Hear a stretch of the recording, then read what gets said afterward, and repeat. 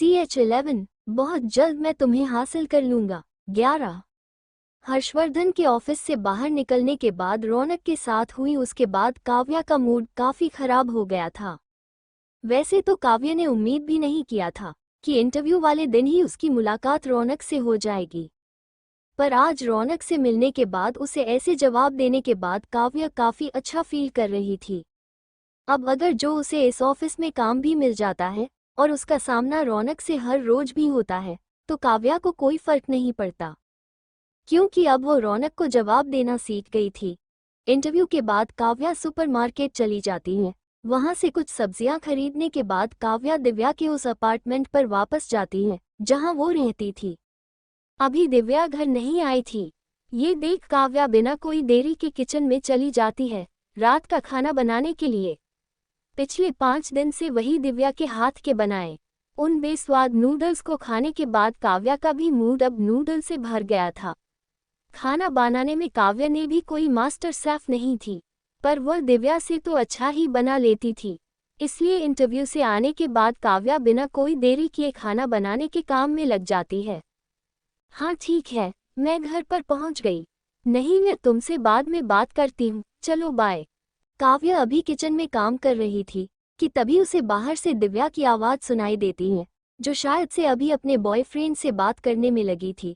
दिव्या को ऐसे अपने बॉयफ्रेंड से बात करते देख एक सेकंड को काव्या अपने पिछले जीवन के बारे में सोचती है, पर तुरंत ही उसे भूलकर वह वापस से किचन में काम में लग जाती है। 10 मिनट बाद ही दिव्या भी चेंज करके किचन में आती है, तो किचन में बने उन डिशेस की खुशबू को लेते हुए वह मुस्कुराते हुए बोलती है, वाह यार, ये तो बहुत टेस्टी दिख रहे हैं। फाइनली आज कितने दिनों बाद कुछ अच्छा खाने को मिलेगा। दिव्या की यह बात सुन काव्या बिना कुछ बोले मुस्कुराते हुए उसके हाथों में फ्राई राइस और सब्जी का बाउल थमा देती हैं और बाकी बचे खुद के हाथ में उठाने के बाद वह भी दिव्या के पीछे पीछे लिविंग रूम में लगे उस छोटे से टेबल के पास रख देती हैं। 1 मिनट में अभी आती हूँ। खाने का बाउल को टेबल में रखने के बाद तुरंत से दिव्या वहां से रूम की तरफ भागती है। कुछ सेकंड बाद जब दिव्या वापस आती है तो उसके हाथों में वाइन की एक बोतल थी। दिव्या को ऐसे वाइन की बोतल लाते देख कन्या चौंकते हुए पूछते हैं, यह क्या है? आज तो कोई संडे नहीं, फिर तू ड्रिंक करने वाली है? मैं ही नहीं बेबी, हम दोनों। काव्या की बातों का जवाब देते हुए दिव्या किचन चली जाती है। वहां से वह 2 ग्लास लेकर आती है और दोनों को फील करने के बाद एक ग्लास काव्या के हाथ की तरफ बढ़ा देती है। दिव्या अक्सर ड्रिंक किया करती थी, पर काव्या नहीं, इसलिए दिव्या को ऐसे वाइन पकड़वाते देख काव्या अपनी हाथ पीछे कर लेती है। वह आज बिल्कुल भी ड्रिंक नहीं करना चाहती थी, क्योंकि उसने जब जब ड्रिंक किया है किसी और को फायदा हुआ है। न काव्या को ऐसे ग्लास ना पकड़ता देख दिव्या उसके हाथ में जबरदस्ती उस वाइन के ग्लास को थमाते हुए बोलती है, अबे यार, तू इतना बोरिंग क्यों है? अब तो खुल जा। उद्धरण चिन्ह। नहीं, मुझे नहीं पीना। तू पी।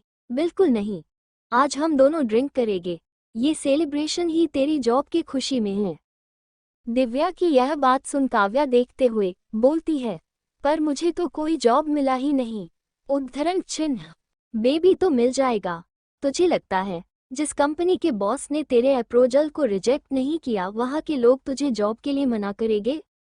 इतना बोलने के बाद दिव्या काव्या को आंख मार देती है। काव्या दिव्या के इन बातों का मतलब बहुत अच्छे से समझ रही थी। काव्या को ऐसे शर्माते देख दिव्या उसके हाथ में उस ग्लास को फंसाते हुए बोलती है, आज की पार्टी तेरे नए जॉब के नाम। दिव्या को इतना एक्साइटेड देख काव्या ज्यादा कुछ न बोलते हुए चुपचाप से अपने हाथ के गिलास का वाइन खत्म करने में लगती है। काव्या का खत्म करना था कि तुरंत से दिव्या वापस से उस ग्लास को भर देती है। ऐसे करते करते हुए दोनों उस वाइन के पूरे बोतल को खत्म कर देती हैं। पूरी बोतल खत्म करने के बाद दिव्या अपने लड़खड़ाते हुई आवाज में बोलती है, यार मुझे लगता है इससे मुझे कोई नहीं होगा, हमें एक और बोतल लाना चाहिए। उद्धरण चिन्ह। नहीं, बिल्कुल नहीं, अब मैं नहीं पीने वाली। काव्या अभी अपनी बातें खत्म कर पाती उससे पहले ही दिव्या अपने हाथ में वाइन की 2 बोतल लेकर वापस आ जाती है। वो बिना कोई देरी किए एक बोतल काव्या के हाथ में थमाते हुए बोलती है, अरे यार, जब खुशी बड़ा हो तो ऐसे छोटे छोटे पैक्स मारने से कुछ नहीं होगा।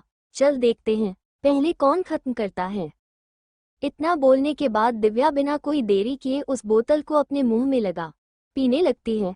दिव्या को ऐसे करते देख काव्या भी ज्यादा कुछ ना सोचते हुए उस बोतल से वाइन पीने लगती है। खाते पीते दोनों को काफी लेट हो गया था। रात के 10 बजे के करीब भी वो दोनों अपने अपने रूम में ना जाकर वही लिविंग रूम में लगे उस सोफे पर सोए थे। दोनों दोस्त वही लिविंग रूम में सोफे पर सोई थी कि तभी काव्या का फोन बजता है। काव्या की फोन की आवाज सुन दिव्या अपने लड़खड़ाते हुए आवाज में बोलती है, तेरा भी हद है, तूने अब तक उस रौनक ना नंबर डिलीट नहीं किया, वही कमीना होगा, तो रुक मैं देखती हूँ। दरअसल काव्या को हर रात रौनक इस टाइम पर फोन किया करता था, उसके दिन भर के कामों के बारे में पूछने के लिए। इसीलिए दिव्या को लगा था कि काव्य ने अब तक रौनक के नंबर को ब्लॉक नहीं किया था और हमेशा की तरह आज भी रौनक उससे बात करने के लिए फोन कर रहा है। दिव्या अपने दोस्त को लेकर परेशान थी। उसको डर था कि कहीं रौनक उसकी दोस्त को ज्यादा मनाने की कोशिश करेगा तो कहीं दिव्या उसे हाँ ना बोल दे। इसीलिए काव्या को फोन ना उठाने देने के बजाय दिव्या ने खुद ही फोन उठाना सही समझा। हेलो मिस्टर, क्या तुम्हें समझ नहीं आती? मेरी दोस्त ने तुमसे अब अपना सारा रिश्ता तोड़ दिया है, फिर तुम बार बार उसे कॉल क्यों कर रहे हो? मैं तुम्हें आखिरी बार चेतावनी दे रही हूँ, अगर तुमने आज के बाद मुझे दोबारा कॉल किया तो फिर तुम देख लेना, मैं पुलिस में तुम्हारे अगेंस्ट कंप्लेंट करूंगी। फोन उठाते ही बिना दूसरी तरह की बात सुने दिव्या बोलने लगती है। दिव्या ने उस नंबर को भी नहीं देखा था कि क्या वो नंबर रोन के का है या किसी और। दिव्या के इतना कुछ बोलने के बाद भी दूसरी तरफ से कोई आवाज नहीं आता। ये देख दिव्या उस फोन को काटे बिना नीचे रख काव्य से बोलती है, वही कमीना था, मुझे पक्का यकीन है उसे पता लग गया होगा कि तुमने भी उसके कंपनी में अप्लाई किया है, इसलिए वो तुझे शायद से वहां ज्वाइन करने के लिए मना करने के लिए कॉल किया हो। पर तू डरना नहीं, ना ही पीछे हटना। राणा कंपनी में सिर्फ वही एक एम्प्लॉय नहीं, वहां पर और भी बेहतर एम्प्लॉय हैं। मुझे तो लगता है तुझे बहुत जल्द कोई नया बॉयफ्रेंड भी मिल। उद्धरण चिन्ह। चुप हो जा, आज के लिए इतना काफी है, अब मैं अपने कमरे में जाती हूँ। दिव्या की बातों को इग्नोर करते हुए काव्या अपना फोन उठा चुपचाप से कमरे में चली जाती है। फोन को सिरहाने में रखने के बाद काव्या सो जाती है, क्योंकि आज का उसका दिन काफी स्ट्रेस भरा गुजरा था। वही फोन के दूसरी तरफ बैठा उस आदमी ने अभी तक कॉल कट नहीं किया था। दूसरी तरफ से फोन पर बैठा हुआ आदमी अभी भी काव्य के सांसों को महसूस कर पा रहा था। वो कोई नहीं, हर्षवर्धन राणा था। ये पता लगने के बाद कि काव्या पूरी तरीके से सो चुकी है, राणा अपना फोन रख देता है। हर्षवर्धन राणा अभी अपने अपार्टमेंट के बिस्तर पर सोया था कि तभी उसे उस लड़की का ध्यान आता है जिसके साथ वह पिछले 2 दिनों को गुजारे था। उस लड़की के बारे में रघुवेद ने पहले ही अपने असिस्टेंट को इन्फॉर्मेशन निकालने के लिए बोला था, जिसके बाद उसकी असिस्टेंट ने ही उसे काव्या का नंबर दिया था। पर हर्षवर्धन को काव्या के उसके कंपनी को ज्वाइन करने के बारे में कोई आइडिया नहीं था। काव्या का फोन कट करने के बाद हर्षवर्धन अपने असिस्टेंट को कॉल लगा देता है। असिस्टेंट से सारी जानकारी लेने के बाद उसे कुछ ऑर्डर देने के बाद हर्षवर्धन अपना फोन रख देता है। बिस्तर पर लेटा हर्षवर्धन खुद में बड़बड़ता है, बहुत जल्द मैं तुम्हें हासिल कर लूंगा। इतना बोलते हुए हर्षवर्धन अपने साइड में पड़े उस खाली बेड की ओर देखते हुए मुस्कुराने लगता है। आप लोगों ने तो तुम मेरी स्टोरी की रेटिंग ही गिरा दी। अगर अब पॉकेट वाले मुझे इस स्टोरी को लिखने के लिए मना करेंगे तो फिर मैं इसका आगे का एपिसोड अपलोड नहीं कर पाऊंगी। CH12 physical relation. 12 सुबह जब काव्या उठती है तो उसके सिर में काफी दर्द हो रहा था। वहीं दूसरी तरफ अभी दिव्या भी सोई हुई थी। दिव्या को ऐसे सोए देख काव्या अपना फोन उठाती है उसमें वक्त देखने के लिए, पर उसका फोन ऑन नहीं हो रहा था। ऐसा लग रहा था वो फोन स्विच ऑफ था, शायद से बैटरी लो होने की वजह से। पर काव्या को ध्यान था कि वो कल रात अपना फोन चार्ज करने के बाद यूज कर रही थी। उसने इतना भी यूज नहीं किया था कि उसका फोन डेड हो जाए। ज्यादा कुछ ना सोचते हुए काव्या अपना फोन चार्ज में लगा देती है। अपना फोन ऑन ना होने की वजह से काव्या वही बिस्तर के साइड पर रखे दिव्या के फोन को ऑन करके उसमें वक्त देखती है तो अभी सुबह के 10 बजे बज रहे थे। टाइम देखते ही काव्या के होश उड़ जाते। वो तुरंत से वही टेबल पर रखे जग का पानी दिव्या पर उछलते हुए बोलती है, तू क्या पागल है, तुझे ऑफिस नहीं जाना क्या? यार सोने देना, क्यों मम्मा जैसा बेहव कर रही है? दिव्या को ऐसे पानी फेंकने के बाद उसे निहलवाने के बाद काव्या उसका ये रिएक्शन देख चौंक जाती है। उसकी दोस्त सच में कुंभकर्ण है। ज्यादा देर ना करते हुए तुरंत से काव्या दिव्या के आंखों के सामने उसके फोन रख देती है। ये क्या है? 10 बज गए। मोबाइल में 10 बजे देख पहले तो दिव्या ज्यादा सीरियस नहीं लेती, पर जैसे ही उसका ध्यान वापस से समय पर जाता है वो तुरंत से बिस्तर से सीधा बाथरूम में चली जाती है। दिव्या के ऑफिस का टाइम 9:30 का था और वो अभी आधे घंटे लेट थी। दिव्या को ऐसे जाते देख काव्या तुरंत से उसके लिए किचन में पोहा बनाने चले जाती है। दिव्या जैसे ही अपने रूम से तैयार होकर बाहर निकलती है तो काव्या उसके सामने प्लेट थमा देती है। अपने सामने नाश्ते का प्लेट देखने के बाद भी दिव्या उसे बिल्कुल भी हाथ नहीं लगाती, क्योंकि उसके ऑफिस का लेट हो गया था। इसलिए वो बिना खाए काव्या से बाय बोल वहां से जाने लगती है। दिव्या को ऐसा जाते देख काव्या उसके हाथों में लंच बॉक्स दबा देती है जो उसने दिव्या के लिए तैयार किए थे। काव्य से लंच बॉक्स लेने के बाद दिव्या तुरंत से ऑफिस के लिए निकल जाती है। दिव्या के ऑफिस चले जाने के बाद अभी काव्या उस घर में पूरी तरह से अकेली थी। काव्या ने अपने पूरे शेविंग्स अपनी शादी के लिए खत्म कर दी थी। अभी वो इस घर में और वो जो कुछ भी खा रही थी वो सब दिव्या के बदौलत था, क्योंकि उसका सेविंग सारा उसके शादी के रेजिमेंट में चला गया था। पर अभी काव्या के पास कोई जॉब भी नहीं थी, इसीलिए दिव्या के जाने के बाद काव्या चुपचाप से उस घर की सफाई में लग जाती है। काम करने के थोड़ी देर बाद काव्या जैसे ही जाकर अपना फ़ोन ऑन करती है तो उसके मोबाइल पर एक अननोन नंबर से कॉल आता है। अननोन नंबर का कॉल उठाने के बाद पहले काव्या कुछ नहीं बोलती, पर दूसरी तरफ से यह जानने के बाद कि यह आदमी राणा कंपनी का मैनेजर है जिसने उसे कॉल किया है, काव्या काफ़ी एक्साइटेड हो जाती है। मिस काव्या, हमने आपको ये बताने के लिए कॉल किया है कि आप हमारे जॉब के लिए फिट बैठती है, तो क्या आप आज से ऑफिस ज्वाइन करना पसंद करेंगे? उद्धरण चिन्ह। आज से ऑफिस ज्वाइन? जी मिस काव्या। काव्या उस मैनेजर की यह बात सुनकर पहले चौंक जाती है। काव्या ने कल ही इंटरव्यू दिया था और आज उसे ज्वाइनिंग के लिए कॉल आया था। वह चाहते थे कि काव्या आज ही उनका ऑफिस ज्वाइन कर ले। ये सब देख काव्या को काफ़ी अजीब लग रहा था, पर दूसरी तरफ काव्या को नौकरी की भी सख्त ज़रूरत थी। ऐसे वह दिव्या के ऊपर आश्रित नहीं रह सकती थी।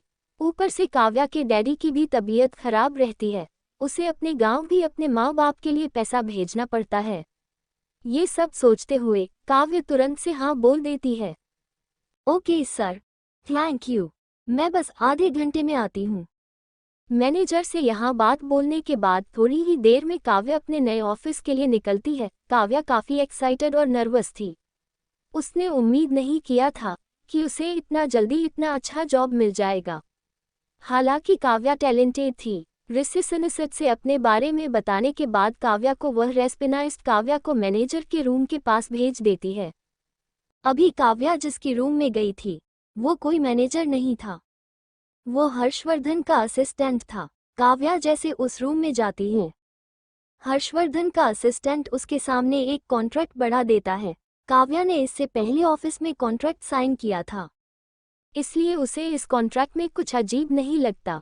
पर साइन करने से पहले हर्षवर्धन का असिस्टेंट काव्या को इतना बात जरूर बताता देता है कि इस कॉन्ट्रैक्ट को साइन करने के बाद काव्या अपने मर्जी से इस ऑफिस को छोड़ नहीं सकती थी, जब तक उसे इसका ऑफिस के मैनेजर या प्रेसिडेंट उसे ना निकाले।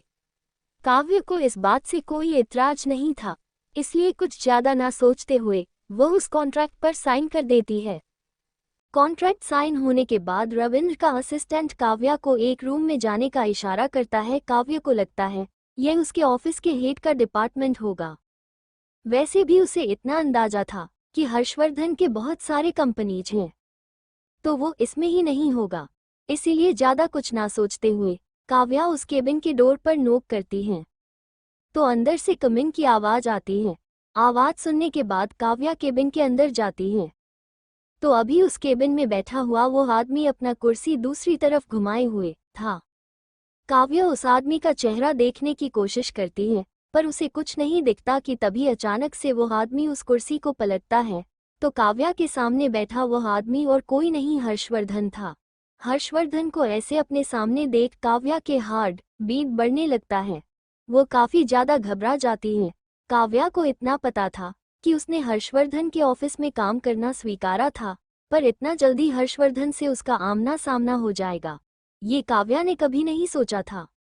रघुविंदर के चेहरे पर अभी कोई एक्सप्रेशन नहीं था।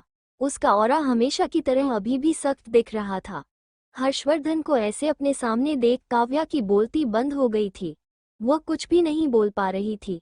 ये देख हर्षवर्धन बोलता है, हेलो मिस काव्या, आप बैठ सकती हैं। Thank you president. ना चाहते हुए भी काव्या डरते हुए हर्षवर्धन की बात मान वो अपने सामने लगी उस जगह पर बैठती है। काव्या रविंद्रन के सामने वाले कुर्सी पर बैठे हुए थी, वहीं हर्षवर्धन उसके सामने। उस कमरे में चारों तरफ खामोशी थी। दोनों में से कोई कुछ नहीं बोल रहा था। एक तरफ जहां काव्या घबराई हुई अपने नाखूनों को नोचे जा रही थी, वहीं हर्षवर्धन अपने चेहरे पर बिना कोई एक्सप्रेशन लिए काव्य की ओर ही देखे जा रहा था। हर्षवर्धन को ऐसे खुद की तरफ देखते देख काव्या को काफी अनकंफर्टेबल फील हो रहा था।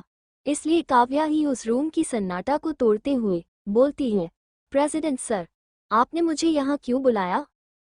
काव्या की यह बात सुन हर्षवर्धन अपनी कुर्सी से उठता है। वो धीरे धीरे काव्या की ओर बढ़ रहा था। ये देखते हुए ही काव्या काफी अपना सिर नीचे झुका लेती है। उसे काफी डर लग रहा था। अचानक से राघवेंद्र के दोनों हाथ काव्या के कंधे पर होते हैं। अपने पीछे हर्षवर्धन को ऐसे खड़ा देख काव्या का डर और भी बढ़ जाता है, पर वह कुछ भी नहीं कर सकती थी। उसके पीछे खड़ा यह आदमी इस कंपनी का प्रेसिडेंट था, इसलिए वह उससे पूछती है, मिस्टर प्रेसिडेंट, आपको जो भी बोलना है आप मुझे जल्दी बोल सकते हैं, मुझे अभी काम पर जाना है। उद्धरण चिन्ह। काव्या की ऐसी बात सुन हर्षवर्धन के चेहरे पर एक चमक आ जाता है। वो काव्या के कंधे पर अपने हाथ और ज्यादा जमाते हुए उसकी कानों के पास आकर बोलता था, be my woman. Kavya Harshvardhan के सांसों को अपनी नेक पर महसूस कर पा रही थी। हर्षवर्धन को अपने इतना करीब देख काव्या की धड़कनें तेज हो गई थी। वो अपने नाखूनों को अपने ही हाथ में गराई जा रही थी। काव्या की ऐसी हरकत देख रघुवेद का हिम्मत बढ़ जाता है। वो काव्या के नेक के पास अपनी होठ रख देता है। हर्षवर्धन के इतना करते ही काव्या की पूरी बॉडी थारा जाती है। वह तुरंत से उस कुर्सी के उठ हर्षवर्धन से दूर हो जाती है। काव्या की ऐसी हरकत देख हर्षवर्धन अपने चेहरे पर एक शातिर मुस्कान लिए उसकी तरफ बढ़ने लगता है। हर्षवर्धन को खुद के करीब ऐसे आते देख काव्या इतना तो समझ गई थी कि वह अगर अभी नहीं बोलती तो फिर से उसे हर्षवर्धन को बोलने का मौका नहीं मिलेगा। इसलिए तुरंत से काव्या अपना हाथ आगे बढ़ा हर्षवर्धन को रोकते हुए बोलती है, मिस्टर प्रेसिडेंट, आप मेरे साथ किस प्रकार के रिश्ते की उम्मीद कर रहे हैं? जहां तक मैंने सुना है अपनी ऑलरेडी एक गर्लफ्रेंड है। काव्या की यह बात सुन रेगुबेन जहां था वही रुक जाता है। उसके चेहरे का रंग उतर जाता है। काव्या रेगुवेद को ऐसे उतरते चेहरे को देख काव्या ये बात बहुत अच्छे से समझ गई थी कि उसने बिल्कुल सही बोला है, पर काव्या की बातों का जवाब देते हुए जो रेगुवेद ने बोला वो सुन काव्या की सांसें अटक गई। Physical relation. उद्धरण चिन्ह। CH13। जैसे तुम्हें पैसों की जरूरत है वैसे ही मुझे तुम्हारी। 13। Physical relation. हर्षवर्धन के मुंह से यह सुनने के बाद काव्या की सांसें अटक गई थी। उसके सिर पर पसीना आ गया था। Physical relation. आज से पहले काव्या ने रोनेक के अलावा किसी और लड़के के साथ सही से बात भी नहीं किया था। वही यह आदमी उससे फिजिकल रिलेशन में खुद के साथ रहने के लिए बोल रहा था। 5 साल के रिश्ते में भी काव्या ने रौनक को खुद को कभी टच तक करने नहीं दिया था, क्योंकि वह शादी से पहले ऐसा कुछ नहीं करना चाहती थी। उस रात उसके और हर्षवर्धन के बीच भी जो कुछ भी हुआ था वह सिर्फ उसके नशा और गुस्से की वजह से। ये सब सोचते हुए काव्या अपने हाथ की मुट्ठी गुस्से में बांध लेती है। न यह आदमी उससे ऐसी बातें नहीं कैसे कर सकता था। काव्या को ऐसे ना बोलता देख हर्षवर्धन उसे वापस बोलता है, मैं तुम्हारे साथ फिजिकल रिलेशन रखना चाहता हूँ। हर्षवर्धन की आवाज सुनते ही काव्या को गुस्सा और बढ़ जाता है। वह गुस्से में थी, पर फिर भी हर्षवर्धन इस कंपनी का प्रेसिडेंट था और वह उससे कई ज्यादा अमीर था। इसीलिए काव्या खुद के गुस्से को कंट्रोल करते हुए बोलती है, सॉरी मिस्टर प्रेसिडेंट, पर आप जैसा मुझे समझ रहे हैं, मैं वैसी लड़की नहीं हूँ। उद्धरण चिन्ह, मैंने तुम्हें ऐसी वैसी लड़की की तरह नहीं समझ रहा हूँ। मैं बस तुमसे यही चाहता हूँ कि तुम मेरे साथ फिजिकल रिलेशन में रहो। हम दोनों बेड पार्टनर रहेंगे, बाकी हमारे बीच कोई रिश्ता नहीं रहेगा। जैसे मुझे लगता है कि तुम्हें पैसों की जरूरत है, वैसे मुझे तुम्हारी। उद्धरण चिन्ह, सॉरी मिस्टर प्रेसिडेंट, पर आप अब भी गलत सोच रहे हैं, क्योंकि मुझे इतना भी पैसों की जरूरत नहीं जिसके लिए मैं खुद को बेच दूं। उद्धरण चिन्ह, काव्या थी यह बात सुन हर्षवर्धन शांत हो जाता है। वह अपने सामने खड़ी उस लड़की को देखता है जिसका चेहरा अभी गुस्से की वजह से लाल हो गया था। काव्या को इतना गुस्से में देख हर्षवर्धन के चेहरे पर एक तीखी मुस्कान आ जाती है। वह अपने पॉकेट से सिगरेट जला उसकी कस लेते हुए बोलता है, तुम मुझे ना कह रही हो, तुम्हें पता भी है मैं आज जिसे चाहूं अपना बना सकता हूं। उद्धरण चिन्ह, हर्षवर्धन को ऐसे हंसते मुस्कुराते हुए ये सब बोलते देख काव्या के चेहरे पर भी मुस्कान आ जाता है। पहले रौनक और हर्षवर्धन अपने जीवन में आए इन दो आदमियों की वजह से काव्या ये बात बहुत अच्छे से समझ गई थी कि आदमियों को क्या चाहिए होता है। रौनक को उसने हाथ नहीं लगाने दिया, इस वजह से उसने उसकी ही बेस्ट फ्रेंड के साथ उसे चिट किया, और अब ये जो उसे खुद के साथ सोने के लिए पैसे ऑफर कर रहा है। रघुवीर के बातों का जवाब देते हुए काव्या बोलती है, अगर ऐसा है तो मिस्टर प्रेसिडेंट आप उन्हीं में से किसी एक लड़की को अपना बना लीजिए जिसके साथ अपनाया यह एक्स्ट्रा मैरिटल अफेयर रख सकेंगे, या फिर मुझे लगता है शादी से पहले अपने गर्लफ्रेंड के साथ भी ऐसे रिश्ते में रहना कोई गलत नहीं। उद्धरण चिन्ह, काव्या की यह बात सुन राघवेंद्र का चेहरा जो कुछ वक्त मुस्कुरा रहा था वो एकदम से सख्त हो जाता है। हर्षवर्धन गुस्से में अपनी सिगरेट को फेंक उसे पैरों से मसलते हुए काव्या की ओर बढ़ता है। हर्षवर्धन के ऐसे अपने तरफ बढ़ते देख काव्या भी पीछे होने लगती है, पर कुछ भी कदमों बाद काव्या केबिन के दीवार से पास पहुंच जाती है। इसके बाद उसके पास पीछे हटने का रास्ता नहीं होता। वही हर्षवर्धन तुरंत से काव्या के पास आ काव्या के चेहरे को पकड़ते हुए बोलता है, मुझे जो चाहिए होता है वह मैं लेकर ही मानता हूँ। मैं तुमसे प्यार नहीं करता, ना ही तुम मुझसे, इसलिए मैंने हम दोनों के बेनिफिट को देखते हुए तुम्हें यह ऑफर दिया था, पर मुझे लगता है तुम्हारे पास दिमाग नहीं। उद्धरण चिन्ह, मिस्टर प्रेसिडेंट मुझे लगता है आपको डॉक्टर की जरूरत है। मैं आपके साथ ऐसे किसी भी प्रकार के रिश्ते में नहीं रहना चाहती। काव्या की ऐसी ना सुनते हुए हर्षवर्धन का गुस्सा काफी बढ़ जाता है। वो अपनी हाथ की पकड़ काव्या के चेहरे पर बढ़ाते हुए बोलता है, पहले तुमने मुझे अप्रोच किया, अब जब मेरी बॉडी को तुम्हारी जरूरत है तो तुम मुझे माना कर रही हो। इतना बोलने के बाद हर्षवर्धन की हाथ काव्या के शर्ट के बटन खोलने लगते हैं। काव्या अभी काफी दर्द में थी, उसके आंखों से भी आंसू गिर रहा था। वो काफी बेचारी फील कर रही थी, पर उसे जैसे ही हर्षवर्धन की हरकतें को आइडिया लगता है वो गुस्से में अपना हाथ उठा अचानक से हर्षवर्धन के गालों पर एक जोरदार तमाचा मार देती है। काव्या की इस हरकत की वजह से हर्षवर्धन पूरी तरह से हिल गया था। उसने कभी उम्मीद नहीं किया था कि काव्या उसके ऊपर हाथ उठाएगी, इसलिए अभी गुस्से में रघुवीर का चेहरा लाल हो गया था। हर्षवर्धन को इतना गुस्से में देखने के बाद भी काव्या उससे बोलती है, मिस्टर प्रेसिडेंट, मुझे लगता है मैंने आपकी कंपनी में जॉब के लिए अप्लाई करके काफ़ी गलत कर दिया है। आपके कंपनी में फीमेल वर्कर्स सेफ नहीं। मैं आज ही यहाँ से रिजाइन दे दूंगी। उद्धरण चिन्ह, काव्या की यह बात सुन हर्षवर्धन उसके हाथों को छोड़ गुस्से में बोलता है, तुम्हें लगता है मैं अपने हर फीमेल वर्कर्स के साथ ऐसा कुछ करता हूँ? काव्या कुछ नहीं बोलती, वो अभी काफ़ी डरी हुई थी। वो कैसे भी करके जल्द से जल्द यहाँ से निकलना चाहती थी। काव्या को ऐसे ना बोलता देख हर्षवर्धन अपना कार्ड निकाल उसके हाथ में देते हुए बोलता है, मिस काव्या, अब तुम इस जॉब को तो छोड़ नहीं सकती, क्योंकि तुमने हमारी कंपनी के साथ कॉन्ट्रैक्ट साइन किया है, और अगर तुम्हें यहाँ सच में काम ही करना है तो आज से हम तुमसे वही काम करवाएंगे जो ऑफिस के बाकी लोग करते हैं। पर यह मेरा कार्ड अपने पास रखना, तुम्हें जब भी मेरी ज़रूरत हो तुम मुझे बुला सकती हो। मेरा ये ऑफर सिर्फ तुम्हारे लिए हर वक्त रहेगा। काव्य से इतना बोलने के बाद हर्षवर्धन केबिन से बाहर चला जाता है। काव्य समझ नहीं पा रही थी क्योंकि उसके साथ अभी क्या हुआ।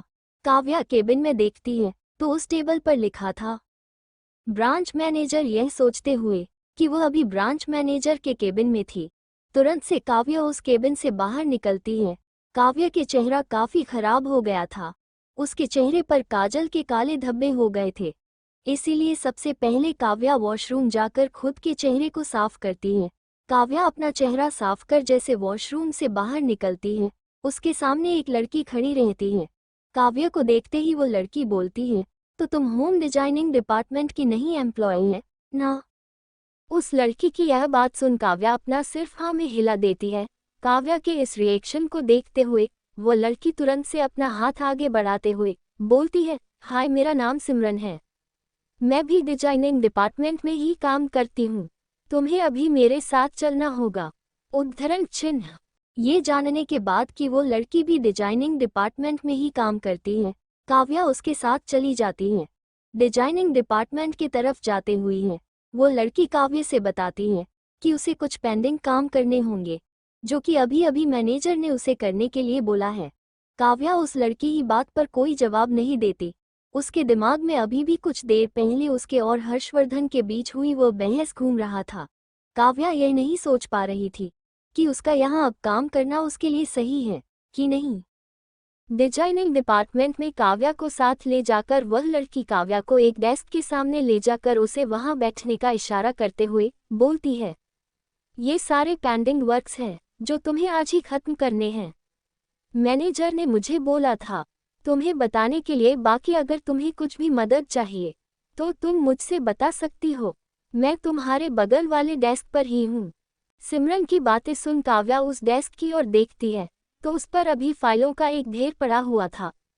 उन फाइलों को देख काव्या समझ गई थी कि अभी अभी रेगुबेद इसी बारे में बोल रहा था, पर काव्या यहाँ काम करने के लिए आई थी और जब तक सब उसके लिए ठीक है तब तक उसे ज़्यादा मेहनत करने में भी कोई परेशानी नहीं है, वह ओवरटाइम भी करेगी। ओके, थैंक यू, मैं मैनेज कर लूँगी। काव्या सिमरन को इतना बोल अपने काम में लग जाती है। सिमरन से इतना बोलने के बाद काव्या अपने काम में लग जाती है।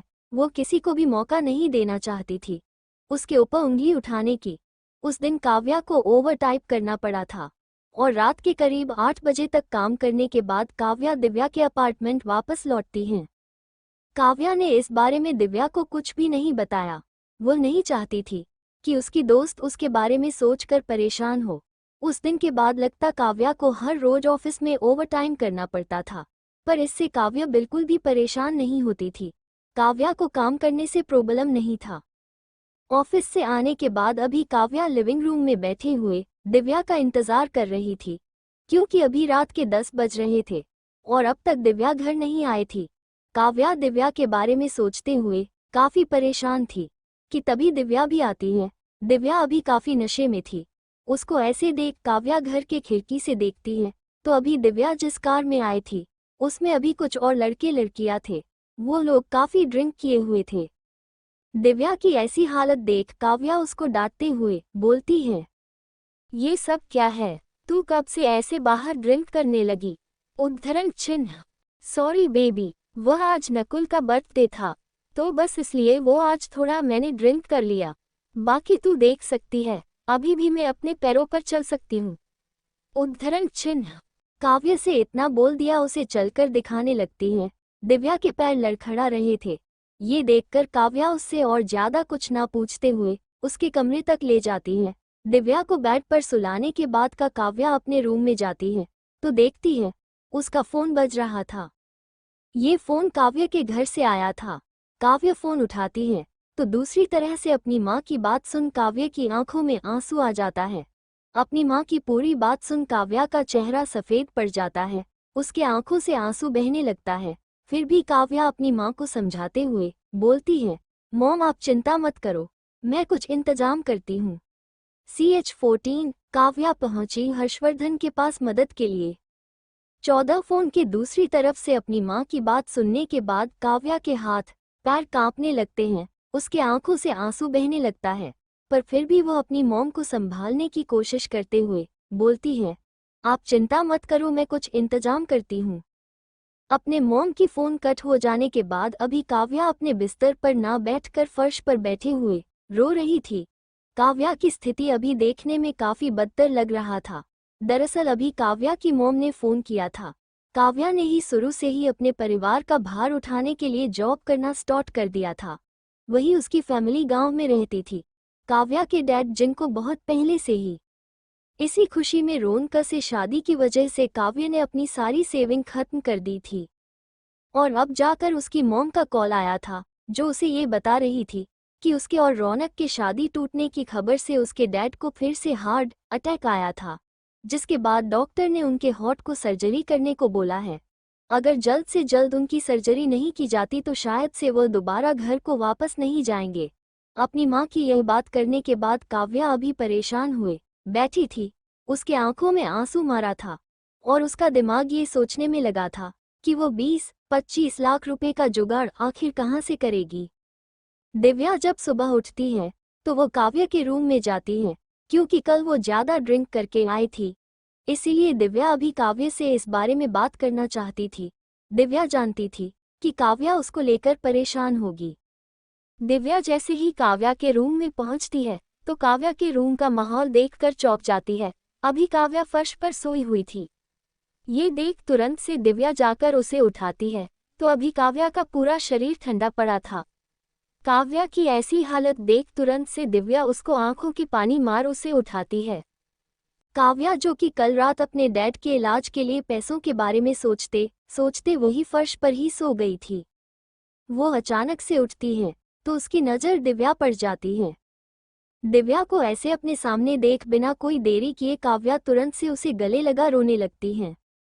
दिव्या को काव्या की प्रॉब्लम के बारे में कुछ भी नहीं पता था, इसलिए काव्या को ऐसे रोते देख वो उससे पूछती है, क्या हुआ तुझे? पहले तू मुझे बता, क्या फिर से तुझे रौनक और मोनिका ने परेशान किया?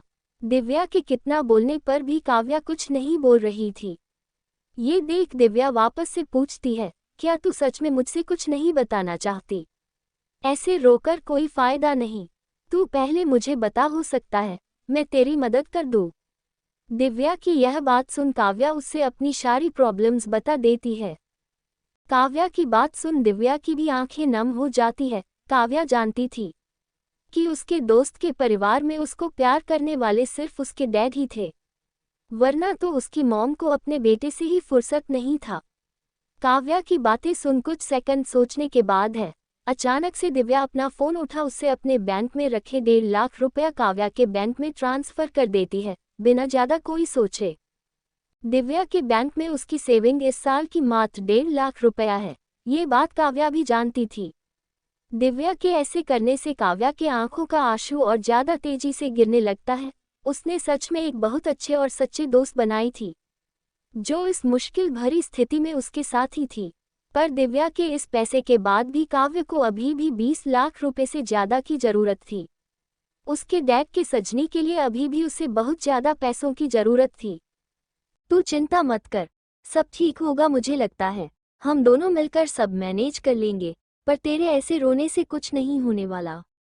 काव्या को समझाते हुए दिव्या बोलती है। दिव्या की यह बात सुन काव्या वापस से उसके गले लगने के बाद उससे रोती हुई बोलती है, थैंक यू, मैं सच में बहुत लकी हूँ कि तू मेरी दोस्त है, पर इतने पैसों का इंतजाम मैं कहाँ से करूँगी? मेरे पास कोई सेविंग भी नहीं।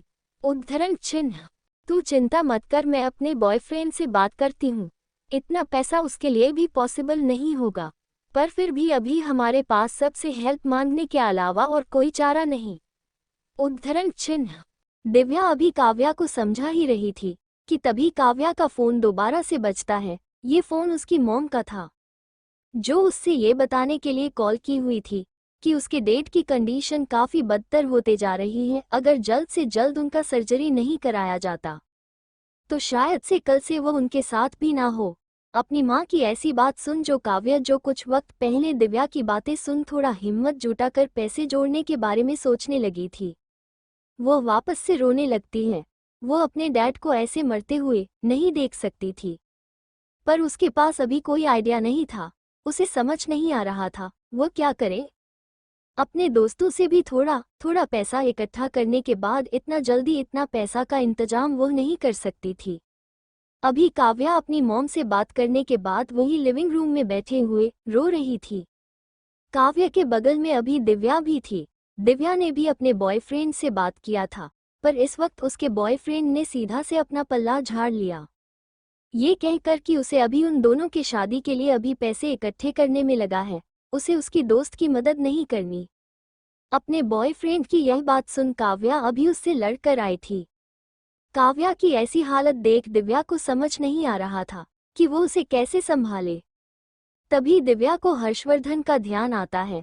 वो तुरंत से काव्या के चेहरे को पकड़ते हुए बोलती है, मुझे पता है कि तूने मुझे बताया था कि हर्षवर्धन और तेरे बीच कोई रिश्ता नहीं, पर उस दिन मॉल वाले घटना में हर्षवर्धन ने तेरी मदद की थी मोनिका और रौनक के सामने, तो फिर आज क्यों नहीं? मुझे लगता है अभी वही हमारा मदद कर सकता है।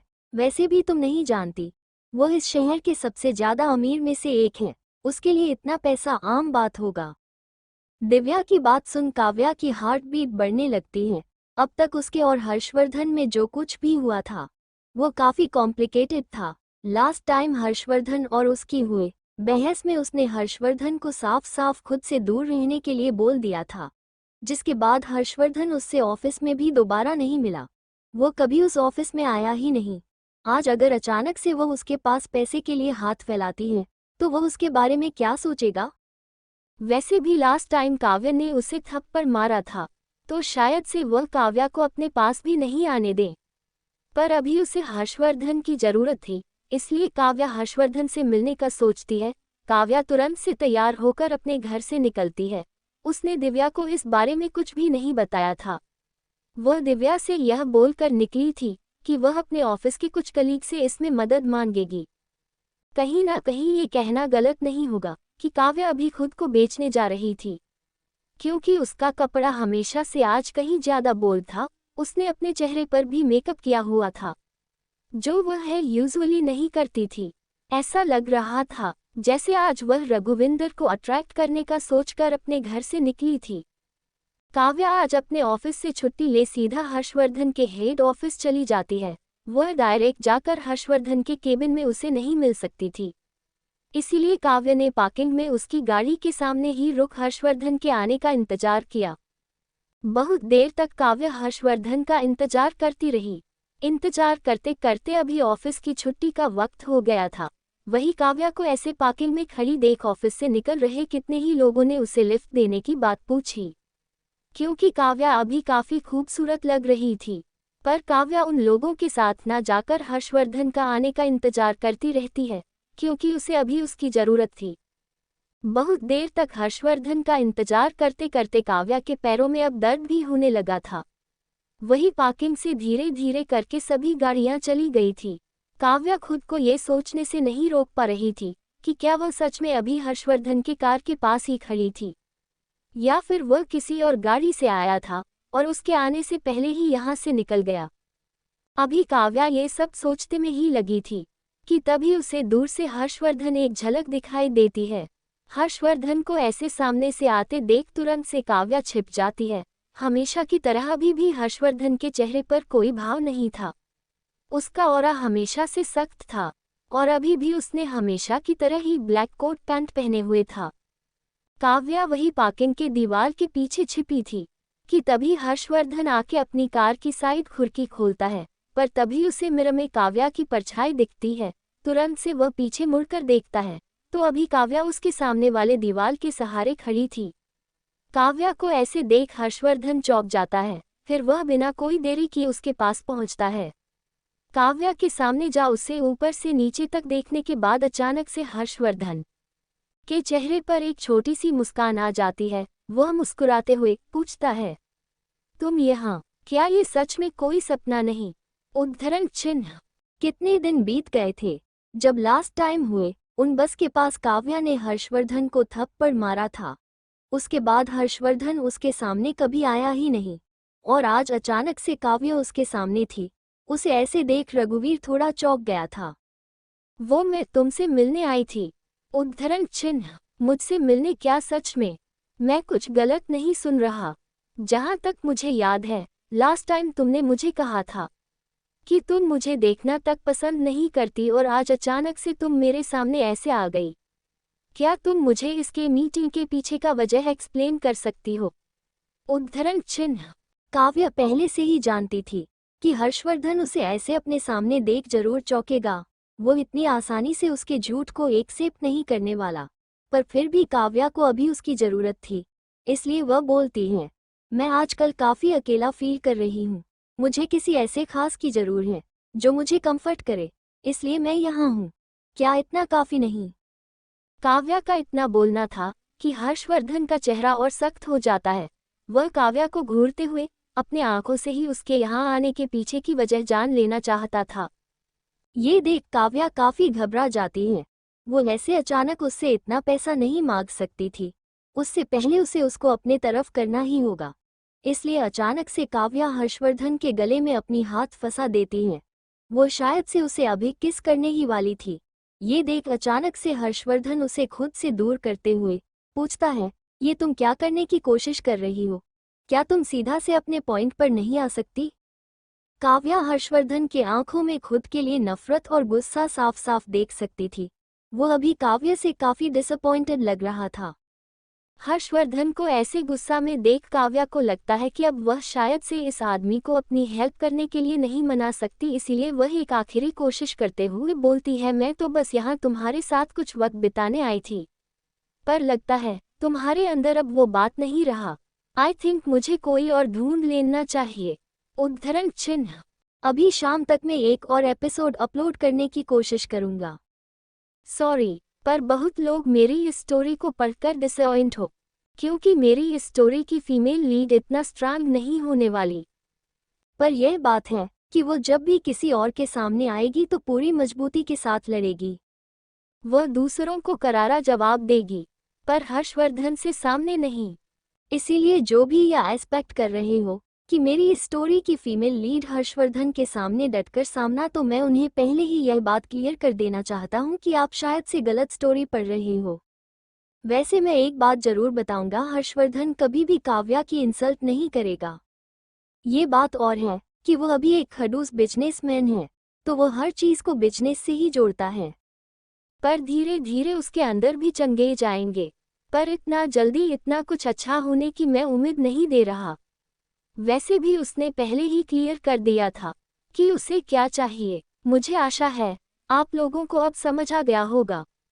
अब आप दोनों लीड के बारे में सब कुछ जानने के बाद ही आगे के एपिसोड का इंतजार करना, वरना आप मेरी यह स्टोरी स्किप कर सकते हो। कोई बात नहीं, सबकी अपनी अपनी चॉइस होती है। थैंक यू सपोर्ट के लिए और सॉरी निराश करने के लिए। 15 बी माई विमेन। 15 मैं तो बस यहाँ तुम्हारे साथ कुछ वक्त बिताने आई थी, पर लगता है तुम्हारे अंदर अब वो बात नहीं रहा।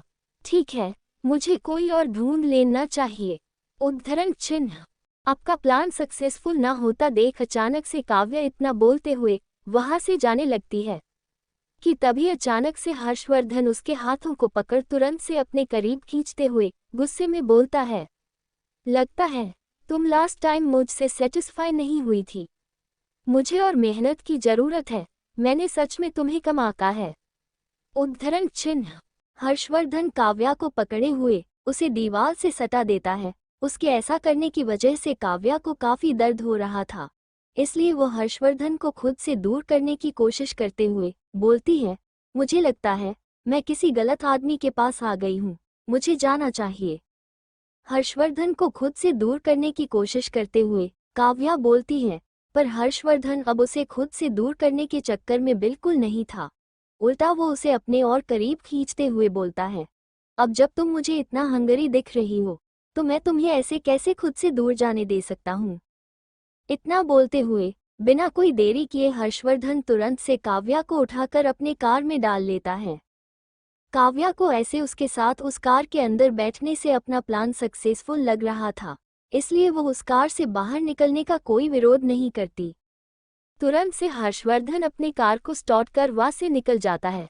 अभी सड़क पर हर्षवर्धन की कार बहुत तेजी से बढ़ रहा था। उसको ऐसे कार चलाते देख काव्या पूछती है, हम कहाँ जा रहे हैं? क्या तुम अभी इस कार में वापस से कंफर्टेबल हो? अगर ऐसा है तो मुझे कोई प्रॉब्लम नहीं। हर्षवर्धन की यह बातें सुन काव्या का चेहरा लाल हो जाता है। उसके सामने पिछली बार के चित्र आने लगते हैं, इसीलिए वो हर्षवर्धन से वापस से ज्यादा कुछ पूछ खिड़की के बाहर देखने लगती है। थोड़ी देर बाद ही हर्षवर्धन अपने कार को रोकता है तो वह अभी एक 5 स्टार होटल के सामने थे।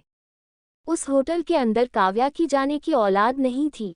शायद से उसके 1 महीने का पगार देने पर वह इस होटल पर एक शाम गुजार सके। तो क्या हर्षवर्धन उससे मिलने के लिए यहाँ पर आया है? काव्या हर्षवर्धन से बात करना चाहती थी। वही वो हर्षवर्धन क्या चाहता था ये भी समझती थी, पर उसके लिए इस जगह पर आना काव्या को काफी कॉस्टली लग रहा था। इसलिए वह बोलती है, हम कहीं और भी मिल सकते थे, इसके लिए हमें इतना महंगे 5 स्टार होटल में आने की जरूरत नहीं। मेरे पास कोई पैसा नहीं। उद्धरण चिन्ह। काव्या की यह बात सुन हर्षवर्धन उसके तरफ देखता है तो अभी उसके चेहरे का रंग उतरा था। ये देख हर्षवर्धन के चेहरे पर एक छोटी सी मुस्कान आ जाता है। वह आगे बढ़ते हुए बोलता है, यहाँ आने सबसे फ्री होगा तुम्हारे लिए। फ्री होगा? वो कैसे? काव्या तुरंत से पूछती है। क्योंकि यह होटल मेरा है। अब तुम्हें लगता है मुझे खुद के होटल में ही आराम करने के लिए पैसे देने की जरूरत है? काव्या हर्षवर्धन की यह बात सुन चौंक जाती है। हर्षवर्धन इस होटल का मालिक है। वो इस होटल के बारे में जानती थी। इस होटल के मालिक के और 55 होटल और थे। एक बार काव्या ने इस बारे में पढ़ा था। तो क्या सच में हर्षवर्धन इतना अमीर है? वो सच में होटल भी चलाता है? काव्या हर्षवर्धन की बात सुन चौंक गई थी। प्रेसिडेंट सर, आप यहाँ? क्या मुझसे कोई गलती हो गई? हर्षवर्धन को देखते ही तुरंत से होटल का मैनेजर दौड़ते हुए उसके पास आकर बोलता है। मैनेजर अभी काफी घबराया हुआ था। काव्या उसके नर्वसनेस को देख सकती थी। मेरे लिए एक रूम का ठीक करो, मैं अभी आराम करना चाहता हूँ। वॉट? हर्षवर्धन की यह बात सुन वह मैनेजर चौंक जाता है। वह तुरंत से खुद के को संभालते हुए बोलता है, प्रेसिडेंट इस साइड चलिए। उद्धरण चिन्ह। काव्य और हर्षवर्धन उसमें नजर फॉलो करते हुए 15 फ्लोर तक पहुंचते हैं, जिसके बाद मैनेजर उसके सामने वाला वो रूम खोल देता है। ये प्रेसिडेंट सूट था। ये सूट काव्या और दिव्या के उस घर से कहीं ज्यादा बड़ा और आलीशान था। मैनेजर ने जाने के बाद अभी काव्या उस रूम को देख ही रही थी कि तुरंत से हर्षवर्धन उसे दीवाला के सहारे सटा देता है। काव्या अभी कुछ बोल पाती कि उससे पहले ही हर्षवर्धन उसके होठ पर अपने होठ रख देता है। हर्षवर्धन के ऐसे अचानक से इस किस की वजह से पूरे शरीर में इलेक्ट्रिक शॉक लगता है। काव्या को कुछ भी बोलने ना ही करने का मौका दिए बिना हर्षवर्धन उसके ऊपर हावी हो जाता है। काव्या को नहीं पता था कितने वक्त तक, पर हर्षवर्धन ने उसे तब तक नहीं छोड़ा जब तक वह उससे पूरी तरह से सेटिस्फाई नहीं हुआ था। हर्षवर्धन के साथ कुछ वक्त ही रहने की वजह से काव्या पूरी तरह से थक चुकी थी। उसके शरीर में कोई जान नहीं था। काव्या अभी अपनी आंखें बंद किए हुए बिस्तर पर लेटी थी। वही हर्षवर्धन अभी काव्या के बगल में सोए हुए उसकी तरफ ही घुरे जा रहा था। क्या तुम मुझे अब बता सकती हो कि तुम्हें यहाँ आने की वजह क्या थी? काव्या अपनी आंखें बंद किए हुए थी कि अचानक से हर्षवर्धन की यह बात सुन वह उसके तरफ देखती है तो वो अभी उसे ही घुरे जा रहा था। हर्षवर्धन की बातों का जवाब देते हुए तुरंत से काव्या बोलती है, क्यों? तुम्हें ऐसा क्यों लगता है कि मेरे पास कोई और वजह है? उद्धरण चिन्ह। काव्या की यह बात सुन हर्षवर्धन का चेहरा सख्त हो जाता है। वह उसके चेहरे को पकड़ते हुए बोलता है, क्या तुम्हें लगता है मैं तुम्हें अब तक इतना भी नहीं समझा? चलो अब ये बताओ यहाँ आने की वजह क्या है? ठीक है, फिर तुम मुझे 25 लाख रुपए दे दो। उद्धरण चिन्ह। काव्या की यह जवाब सुन हर्षवर्धन चौंक जाता है। उसने इस बात की शायद से उम्मीद नहीं की थी। तुम सच में मेरे समझ से बाहर हो, पर क्या तुम्हें लगता है तुम्हारा वन टाइम 25 लाख का वर्थ रखता है? हर्षवर्धन की यह बात सुनते ही तुरंत से काव्या बिस्तर से उठ उसका हाथ पकड़ते हुए बोलती है, मुझे पता है 25 लाख तुम्हारे लिए कोई बड़ी रकम नहीं, और मैं तुमसे प्रॉमिस करता हूँ मैं तुम्हें ये पैसा बहुत जल्द दे दूंगी।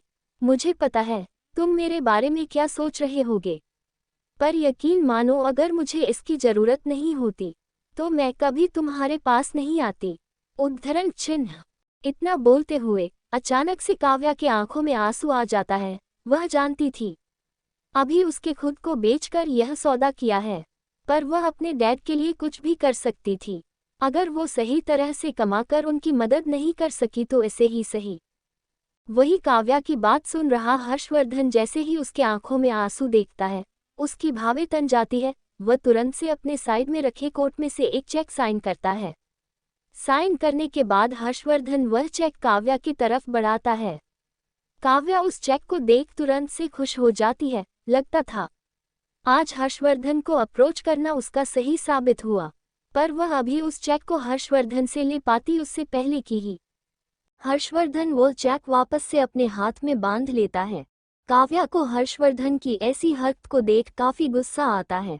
वो अभी यहाँ इतनी परेशान है और इस आदमी को अभी भी उससे मजाक करना है। मैं तुम्हें ये देने के लिए तैयार हूँ, पर बदले में तुम्हें मेरी एक शर्त माननी होगी। काव्या हर्षवर्धन की यह बात सुन तुरंत से बोलती है, मैं तैयार हूँ। अगर वो मेरे हक में रहा तो मुझे कोई प्रॉब्लम नहीं।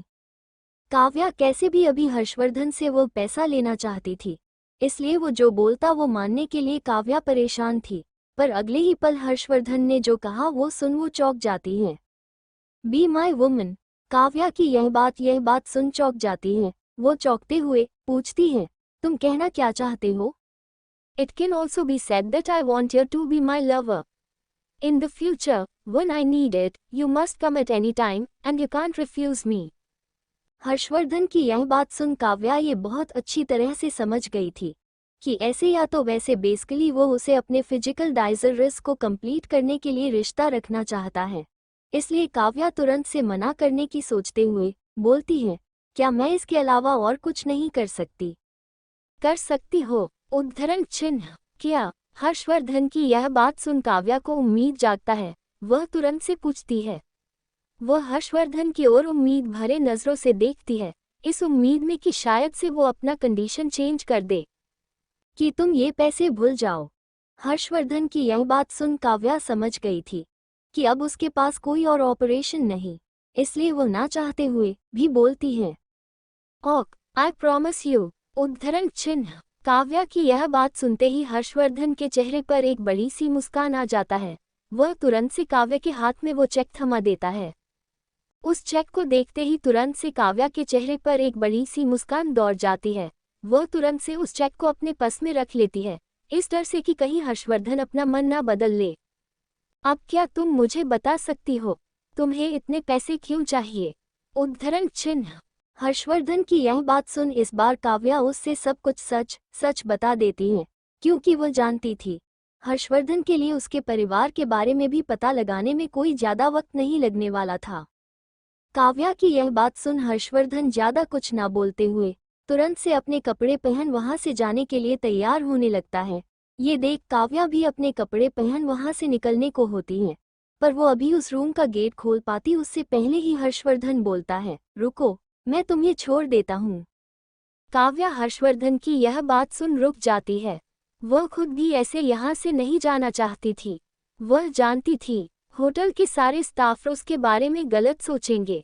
ऐसे अगर वो अकेले गई और अगर हर्षवर्धन उसके साथ रहा तो कोई उसे देखेगा भी नहीं। अभी हर्षवर्धन कार ड्राइव कर रहा था, वही काव्या खिड़की के बाहर देखते हुए अपने फ्यूचर के बारे में सोच रही थी कि तभी हर्षवर्धन उससे पूछता है, तुम कहाँ रहती हो? काव्या उसे अब ज्यादा कुछ न छिपाते हुए दिव्या के घर का एड्रेस बता देती है। क्या तुम सच में अपने दोस्त के घर पर रहती हो? अगर ऐसा है तो मैं तुम्हारे लिए एक घर खरीद देता हूँ। उद्धरण चिन्ह। हर्षवर्धन की यह बात सुनते ही तुरंत से काव्या उसे माना करते हुए बोलती है, नहीं, मुझे इसकी कोई जरूरत नहीं। मैं दिव्या के साथ रहकर खुश हूँ, तुम्हें मेरी मदद करने की कोई जरूरत नहीं। काव्या पहले ही रघुवेन से बहुत मदद ले चुकी थी, अब उससे वो और कुछ नहीं ले सकती थी। उन दोनों का रिश्ता उस तरह का नहीं था, वो बस उसके फिजिकल डिजायर्स को कंप्लीट करने की एक जरिया थी। अगर उसके डैड की हालत वैसी नहीं होती तो वो कभी भी इस आदमी से पैसा नहीं मांगती। काव्या अभी से ही अपने फ्यूचर को लेकर काफी टेंशन में थी। वो सोच भी नहीं सकती थी कि आने वाले दिनों में उसका और हर्षवर्धन का रिश्ता कैसा होने वाला था, पर अभी के लिए उसे अपने डेट की सर्जरी के लिए इस पैसे की जरूरत है। इसीलिए अभी ज्यादा कुछ ना सोचते हुए काव्या ने हर्षवर्धन को हाँ कर दिया था, पर यहाँ से फ्री होने के बाद काव्या इसके बारे में भी जरूर सोचेगी। आखिर इसका भी कोई तोड़ तो जरूर होगा। काव्या की यह बात सुन रघुवेद ज्यादा कुछ ना बोलते हुए उसकी तरफ अपना फोन बढ़ा देती है। काव्या उस फोन को देख चौंकते हुए पूछती है, इसका मैं क्या करूं? कहीं ना कहीं हर्षवर्धन भी काव्या को थोड़ा थोड़ा समझने लगा था। उसे भी यह अंदाजा हो गया था कि काव्या कैसी लड़की है, पर वह इतना जल्दी इस लड़की से प्यार नहीं कर सकता था। इसीलिए अभी जो उसकी फीलिंग उसको लेकर है, उसी के साथ वह आगे बढ़ना चाहता था। अपना फोन नंबर दो, क्या तुम चाहती हो मैं तुम्हारा इंतजार करूं अगली बार जब भी मुझे तुम्हारी जरूरत हो? उद्धरण चिन्ह। काव्या हर्षवर्धन की यह बात सुन उसके फोन में अपना नंबर डायल कर देती है। वो जानती थी हर्षवर्धन के कहने का आखिर क्या मतलब है। अब आगे से जब भी वह उसे बुलाएगा, उसे उसके पास जाना होगा। वह शायद से इसी वजह से घर भी ऑफर कर रहा था, ताकि उसे अपने आसपास कहीं रख सके। CH16 काव्या के डैडी को हर्षवर्धन का सहारा 16। हर्षवर्धन को अपना नंबर देने के बाद काव्या अभी कार में बैठी हुई थी। उसे समझ नहीं आ रहा था वो क्या कहे, तभी हर्षवर्धन बोलता है, कल मैं तुम्हारे डैड की सर्जरी इस शहर के सबसे अच्छे डॉक्टर के करवाऊंगा। तुम चिंता मत करो, इसमें तुम्हें कुछ भी करने की जरूर नहीं। हर्षवर्धन की यह बात सुन काव्या के चेहरे पर एक बड़ी सी मुस्कान दौड़ जाती है। वो तुरंत से हर्षवर्धन की तरफ देखते हुए मुस्कुराकर थैंक यू बोल देती हैं। उसके बाद कार में वापस से खामोशी हो जाती है। उन दोनों में से किसी के पास बोलने को कुछ नहीं था। थोड़ी देर बाद ही वो दोनों दिव्या के घर पर पहुंचते हैं। दिव्या के घर के पास पहुंच तुरंत से काव्या उस कार की गेट खोल जाने लगती है। ये देख हर्षवर्धन उसे रोकते हुए बोलता है, अगली बार से तुम्हें जब भी मेरे पास आना हो तुम मुझे कॉल कर सकती हो। ऐसे कंपनी के बाहर तुम्हारा रुकना ठीक नहीं। मुझे पता है, सॉरी, आगे से ऐसा नहीं होगा। हर्षवर्धन की यह बात सुन काव्या बहुत अच्छे से समझ गई थी कि हर्षवर्धन उसके बारे में किसी को पता नहीं लगने देना चाहता। वह नहीं चाहता है कि कोई उनके रिलेशन के बारे में जाने। हर्षवर्धन के जाने के बाद काव्या दिव्या के उस घर पर आती है तो अभी दिव्या नहीं थी। ये देख काव्या तुरंत से दिव्या को कॉल लगा। ये बोल देती है कि उसने पैसों का इंतजाम कर लिया है, अब उसे उसके लिए परेशान होने की जरूरत नहीं। काव्या जानती थी कि अभी वो जिस सिचुएशन में है उसमें उसका मदद करने वाला कोई नहीं था सिर्फ दिव्या के अलावा। दिव्या भी उसके फादर के बारे उतना ही परेशान थी जितना वह। काव्या दिव्या को कॉल करने के बाद लिविंग रूम में लगे सोफे पर बैठ अपने पर्स से वो चेन निकाल कर देखने लगती है जो उसने हर्षवर्धन से लिए थी। चाहे इसके लिए काव्या को कितना बड़ा सौदा ही क्यों ना करना पड़ा हो हर्षवर्धन के साथ, पर फाइनली आज वो अपने डैड की सर्जरी के लिए 25 लाख रुपया लाने में सफल हुई थी। थोड़ी देर बाद ही दिव्या आती हैं, जो कि अभी काफी गुस्से में लग रही थी।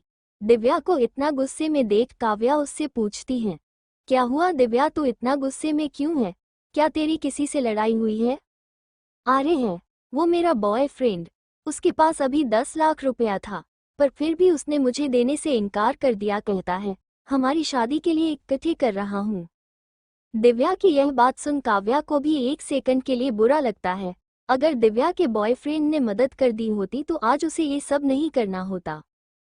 फिर यह सोचने के बाद कि वो एक दूसरे को जानते तक नहीं, उनकी तो अब तक मुलाकात भी नहीं हुई है, फिर वो अचानक से मुझ जैसी अनजान को इतना ज्यादा पैसे कैसे दे दे। कहीं ना कहीं काव्या को दिव्या का बॉयफ्रेंड सही लग रहा था। इसलिए काव्या दिव्या को समझाते हुए बोलती है, अरे वो अपनी जगह सही है। अगर तू भी मुझसे अगर उसके लिए कोई हेल्प मांगती तो मैं करता नहीं। किसी अनजान को अपनी सेविंग देना सही नहीं। वैसे भी अब पैसों का इंतजाम हो गया है, तू चिंता मत कर। सच में तुमने पैसों का इंतजाम कर लिया, पर कैसे, कहाँ से आए, किसने दिया? काव्या जानती थी कि दिव्या जब उसके सामने आएगी तो वो ऐसे ही सवाल पूछने वाली है, पर काव्या उसके सवालों का जवाब नहीं देना चाहती थी। इसलिए वो बात को चेंज करने की कोशिश करते हुए बोलती है, मैं कल के लिए बहुत टेंशन में हूँ। हालांकि मैंने पैसे का जुगाड़ कर लिया है, पर क्या हम डैड को बचा पाएंगे? बिल्कुल स्वीट हॉट, हम अंकल को जरूर बचा पाएंगे। एक काम करती हूँ, मैं भी तेरे साथ ही चलती हूँ। Thank you. काव्या ने जैसा सोचा था वैसा ही हुआ। वो दिव्या के माइंड को डाइवर्ट करने के कामयाब रही। इसके बाद काव्या जल्दी से थोड़ा सा कुछ बनाकर दिव्या और वो खा लेते हैं, क्योंकि कल उनके लिए बहुत इम्पोर्टेंट दिन था। कल उसके डैड की सर्जरी थी। आज जब काव्या उठती है तो उससे पहले ही दिव्या ने नाश्ता बना लिया था। तुरंत से काव्या उस नाश्ते को करने के बाद अपने होम टाउन के लिए निकलती है, क्योंकि उसे अभी अपने डैड को लेकर यहाँ के हॉस्पिटल में एडमिट भी करवाना था। पर अभी उसकी गाड़ी शहर से बाहर जा पाती उससे पहले ही काव्या को उसकी माँ का कॉल आता है, जिन्होंने उसे ये बताने के लिए कॉल किया था कि वो अभी इस शहर के सबसे अच्छे हॉस्पिटल में है। ये सुनते ही तुरंत से काव्या बिना कोई देरी किए उस हॉस्पिटल में पहुंचती है, जहां उसके डैड अभी उस हॉस्पिटल के वीआईपी वार्ड में एडमिट थे। काव्या जैसे ही उस वार्ड में पहुंचती है तो उसे उसके डैड अभी बेड पर लेटे दिखे, वही अभी उसकी माँ उसके पास बैठी हुई थी। उनको देखते ही तुरंत से काव्या उनके पास जाकर पूछती है, मॉम आप यहाँ कैसे? काव्या ने प्लान बनाया था कि वो अपने डैड को पिकअप करने के लिए सुबह ही जाएगी, इसलिए आज उसके एक टैक्सी भी बुक किया था। पर उसके डैड पहले से ही इतने बड़े हॉस्पिटल में एडमिट थे। भला ये कैसे पॉसिबल है? काव्या को इतना चिंता में ये सब पूछती देख उसकी माँ मुस्कुराते हुए बोलती है, क्या तुमने अपने दोस्त को नहीं कहा था हमें पिकअप करने के लिए? तुम्हारा दोस्त ही तो हमें लेकर आया। क्या तुम अब बातें भूलने लगी हो? क्या दोस्त? अपनी माँ की यह बात सुन काव्या शांत हो जाती है। वो जानती थी कि इस शहर में उसकी सिर्फ एक ही दोस्त है, दिव्या, पर उसने तो ऐसा कुछ किया नहीं। फिर ये सब सोचते हुए तुरंत से काव्या को हर्षवर्धन का ध्यान आता है। कल उसने काव्या से बोला भी था इस बारे में, पर उस वक्त काव्या ने उसके बातों को सीरियस नहीं लिया था। पर अब काव्या ये सब सोचने में कहीं खो गई थी। उसे समझ नहीं आ रहा था कि आखिर हर्षवर्धन से जब उसने सिर्फ पैसे मांगे थे तो वो उसकी हेल्प कैसे करने लगा, कि तभी उसकी माँ उसके कंधे पर हाथ रख उसे हिलाते हुए पूछती है, तुम्हें क्या हुआ? नहीं कुछ नहीं, वो मेरे ऑफिस में अभी कुछ प्रॉब्लम चल रहा है। काव्या तुरंत से अपनी बात पलट देती है। वो नहीं चाहती थी कि उसके पेरेंट्स हर्षवर्धन के बारे में कुछ भी जाने।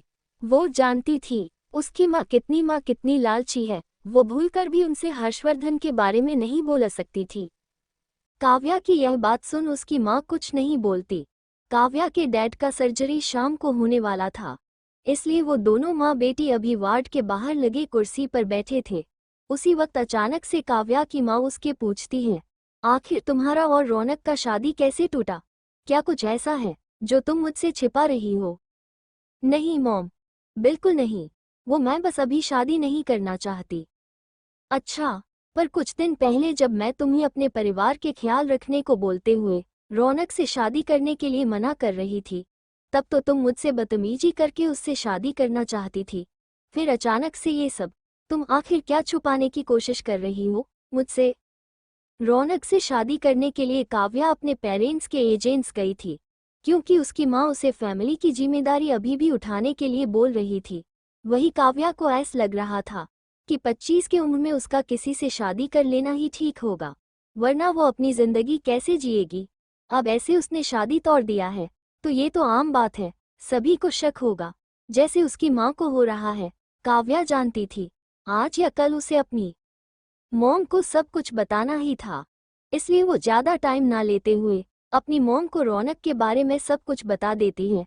वही काव्य की माँ उसकी यह बात सुन काफी गुस्सा हो जाती है। वो अपना फोन पर्स से निकालते हुए गुस्से में बोलती है, रुको, मैं अभी उसकी माँ को बोलती ही कि उनका बेटा तुम्हारी दोस्त के साथ रिश्ता में था, उस वजह से यह शादी टूटा, ना कि तुम्हारे करियर को ज्यादा अहमियत देने की वजह से। काव्या अपनी माँ की यह बात सुन थोड़ा चौंक जाती है। वह जान गई थी कि जरूर रौनक ने अपने घर पर शादी टूटने का सारा दोस्त काव्या पर लगा दिया होगा, तभी रौनक की माँ ने उसकी माँ से ये सब कहा होगा। पर अब काव्या रौनक से कोई रिश्ता नहीं रखना चाह रही थी। अगर रौनक उसको दोषी ठहराते हुए अपनी जीवन में आगे बढ़ना चाहता है तो यही सही। अब उसे इन सब से कोई फर्क नहीं पड़ता, इसलिए तुरंत से काव्या अपनी माँ से वह फोन छीन उनके हाथ को पकड़ते हुए बोलती है, क्या आप नहीं चाहती थी कि जब तक छोटू कोई जॉब ना ले ले तब तक मैं अपने परिवार की देखभाल करूं? अब मैं वही करना चाहती हूँ। मॉम, आप ज्यादा मत सोचो, मैं ठीक हूँ। आप यही बैठो, मैं डॉक्टर से बात करके आती हूँ। इतना बोलते हुए काव्या तुरंत से वहां से उठकर बाहर निकल जाती है। अब वो और इस बारे में अपनी मॉम से बातें नहीं करना चाहती थी। CH17 के 17 अपनी मां को समझाने के बाद काव्या वहां से डॉक्टर के पास चली जाती है। डॉक्टर से अपने डैड के ऑपरेशन के बारे के सब कुछ डिस्कस करने के बाद काव्या अभी वापस लौट ही रही थी कि तभी उसकी मुलाकात दिव्या से होती है, जो अभी अपने हाथों में खाना का पॉकेट लिए हुए थी। मैंने तुझे कहा था ना हम साथ चलेंगे, फिर तू मुझे अपने साथ लेकर क्यों नहीं आई?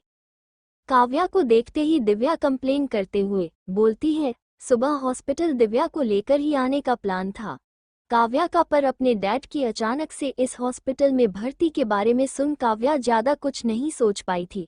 उसने दिव्या को इन्फॉर्म भी नहीं किया था कि वो किस हॉस्पिटल में है। दिव्या को समझाते हुए काव्या बोलती है, वो मैं बस इन फॉर्मेलिटी जर को पूरा करने में बिजी हो गई थी न, वरना तो तू जानती है मैं तुझे। ये यहाँ क्या कर रहे हैं? काव्या अपनी बातें खत्म कर पाती उससे पहले ही उसे दिव्या का आवाज सुनाई देता है। दिव्या की यह बात सुन काव्या चुप ही जाती है। वो दिव्या से इशारों में पूछने की कोशिश करती है, पर दिव्या कुछ नहीं बोल रही थी। वो सामने की ओर बस गुस्से में घुरे जा रही थी। दिव्या को ऐसे उसके पीछे घूरते देख फाइनली काव्या भी पीछे मुड़कर देखती है तो अभी उसके पीछे मोनिका और रौनक थे। मोनिका ने रौनक का हाथ पकड़ रखा था, वही वो मुस्कुराते हुए अभी उनके पास ही बढ़ रहे थे। उन दोनों को ऐसे यहाँ देख काव्या का मूड भी खराब हो जाता है। वो अभी तो अपनी माँ से सब कुछ बता के आई थी। अगर इस वक्त उसका सामना अगर उसकी माँ से हो जाता है तो यहाँ कितना बड़ा ड्रामा होगा, ये काव्या इमेजिन भी नहीं कर सकती थी। हेलो काव्या, अब अंकल कैसे हैं?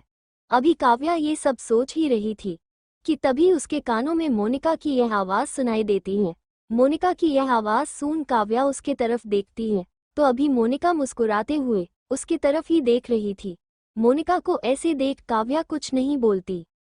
वही अपने सवाल का जवाब ना मिलता देखा मोनिका वापस से पूछती है, क्या तुम अब भी मुझसे नाराज हो? पर मैंने तुम्हें सॉरी बोला था ना, वैसे भी हम बेस्ट फ्रेंड्स थे, हमारे बीच इतना झगड़ा ठीक नहीं। चलो हम अंकल से मिल लेते हैं। काव्या को इतना बोलते हुए मोनिका रौनक को आगे ले बढ़ने लगती है। ये देख तुरंत से दिव्या उसके सामने आ खड़ी होकर बोलती है, क्या तुम्हें शर्म नहीं आता? इतना कुछ करने के बाद भी तुम रोज बेशर्मों की तरह हमारे सामने आ जाती हो। तुम्हें तो ये देश छोड़ देना चाहिए। क्या तुम्हें हर बार हमारे बीच में आना जरूरी है? मैं अभी अपनी दोस्त से बात कर रही हूँ, अच्छा होगा तुम साइड रहो, तभी हमारे बीच अच्छे रिश्ते रहने का चांस है। मोनिका की यह बात सुन दिव्या हंसन लगती है। उसको ऐसे हंसते देख मोनिका का दिमाग खराब हो रहा था। मोनिका के साथ खड़ा रौनक बिना अपनी पलकें झपकाए काव्या की ओर ही देखे जा रहा था। शायद से वो ये समझने की कोशिश कर रहा था कि आखिर काव्या के मन में क्या चल रहा है। तुम्हें लगता है मैं तुम्हारे साथ किसी भी प्रकार का रिश्ता रखने में इंटरेस्टेड हूँ? मुझे ऐसे लोगों को अपने दोस्त रखता भी नहीं जो अपने बेस्ट फ्रेंड से के बॉयफ्रेंड के साथ रिश्ता बनाते हैं, दूसरे दिन उसी को तेवर दिखाने की कोशिश करते हैं। तुम कहना क्या चाहती हो? दिव्या की यह बात सुन मोनिका का गुस्सा बढ़ जाता है। वह गुस्से में दिव्या के ओर घूरते हुए बोलती है, मैं और रौनक एक दूसरे से प्यार करते हैं, अगर काव्या रौनक को खुश नहीं रख सकी तो इसमें मेरा क्या? रौनक के साथ अभी मैं नहीं तो कोई और होती। मोनिका की यह बात सुन रौनक भी चौंक जाता है। वो काव्या की ओर देखता है जो अभी उसकी तरफ देखते हुए मुस्कुरा रही थी। ऐसा लग रहा था जैसे वो उसका मजाक उड़ा रही थी। काव्या को ऐसे देख रौनक मोनिका का हाथ खींच उसे वहां से ले जाने की कोशिश करता है, पर मोनिका अपने जगह से हिलती भी नहीं। मोनिका की बातों का जवाब देते हुए दिव्या वापस से बोलती है, मुझे तो लगता है तब तुम्हें अपने बॉयफ्रेंड पर थोड़ा ज्यादा ध्यान देना चाहिए। क्या पता किसी दिन तुम्हारी यह बॉडी किसी काम की नहीं रही तो वो तो कहीं और चला जाएगा अपने सर्टिफिकेशन के लिए। वैसे डोंट वरी, मैं इस जैसे लूजर में बिल्कुल भी इंटरेस्टेड नहीं, तो तुम मेरी तरफ से टेंशन फ्री रहो। मैं तुम्हारे बॉयफ्रेंड को तुम्हारी तरह सेड्यूस नहीं करने वाली। You by H. दिव्या की बात सुन मोनिका गुस्से में उसे तमाचा मारने के लिए आगे बढ़ती है। उससे पहले कि अभी मोनिका दिव्या को मार पाती कि उससे पहले ही दिव्या मोनिका का हाथ पकड़ लेती है मोनिका का हाथ पकड़ते ही तुरंत से दिव्या अपनी दूसरी हाथ उठा उससे मोनिका को एक जोरदार तमाचा मार देती है। मोनिका का चेहरा लाल हो गया था।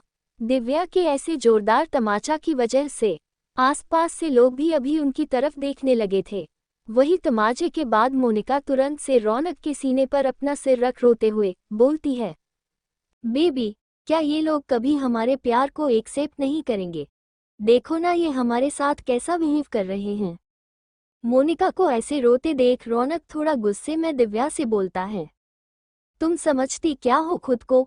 मुझे याद है, पहले भी तुम मुझे पसंद नहीं करती थी जब मैं काव्या के साथ था। अब जब मैं मोनिका के साथ अपने जिंदगी में आगे बढ़ना चाह रहा हूँ तो तुम्हें इससे भी प्रॉब्लम है। वो मेरी दोस्त है, उसे पूरा हक है मेरे लिए बोलने का। शायद से वो पहले भी सही थी। तुम्हारे बारे में मैं ही बेवकूफ़ थी जिसने इसके बातों को इग्नोर किया, पर अब उससे कोई फर्क नहीं पड़ता। तुम अपनी लाइफ जी सकते हो, मुझे अब तुमसे कोई लेना देना नहीं। ये देखते हुए कि अब रौनक दिव्या से लड़ने के लिए आया है, काव्या दिव्या को पीछे कर उसे जवाब देती है। वही काव्या की यह बात सुन रौनक का चेहरा उतर जाता है। वो काव्या को ऐसे देख रहा था जैसे काव्या ने उसका दिल तोड़ दिया हो, उसने उसे शर्मिंदा किया हो। ये देख काव्या के चेहरे पर एक मुस्कान दौड़ जाती है। वो अभी रौनक का मजाक उड़ाते हुए हंस रही थी। ये देखने के बाद भी रौनक काव्या से बोलता है, मैं बस यहाँ अंकल से मिलने आया हूँ, उसके अलावा मेरा कोई इंटेंशन नहीं। तुम चाहो तो मैं कुछ पैसे भी दे सकता हूँ। इतना बोलते हुए रौनक अपने पॉकेट से पैसों का एक बंडल निकाला कर उसे काव्या के सामने बढ़ा देता है। रौनक का ये रवैया देख मोनिका और दिव्या दोनों चौंक गए थे। रौनक को ऐसा करते देख मोनिका उसके हाथ से वो पैसे लेते हुए बोलती है, बेबी तुम सच में मुझसे प्यार नहीं करते? आज भी तुम्हें इसकी परवाह है? शांति से रहो। मोनिका को डांट तुरंत से रौनक उससे वो पैसे का बंडल ले वापस से काव्या की ओर बढ़ा देता है। रौनक को ऐसा करते देख काव्या मुस्कुराते हुए बोलती है, मुझे लगता है अब हमारा कोई रिश्ता नहीं, तो तुम मेरे फैमिली से नहीं मिल सकते। दूसरी बात, तुम्हें अब मुझे ऐसे पैसे भी नहीं देना चाहिए, वरना तुम्हारी गर्लफ्रेंड तुमसे नाराज हो जाएगी। बाकी तुम इस हॉस्पिटल को देखकर समझ ही गए होंगे कि मेरे डैड की सर्जरी का इंतजार कौन कर रहा है। काव्या की यह बात सुन रौनक का चेहरा काला पड़ जाता है। वो बहुत अच्छी तरह से समझता था कि काव्या के डैड के इलाज की सारी देखभाल हर्षवर्धन देख रहा है, इसलिए तो वो आज काव्या की मदद करने आया था, क्योंकि वो नहीं चाहता था कि काव्या उसके बॉस के ज़्यादा क्लोज जाए। वो हर्षवर्धन और काव्या को एक साथ नहीं देखना चाहता था, इसलिए वो खुद काव्या की मदद के लिए आया था।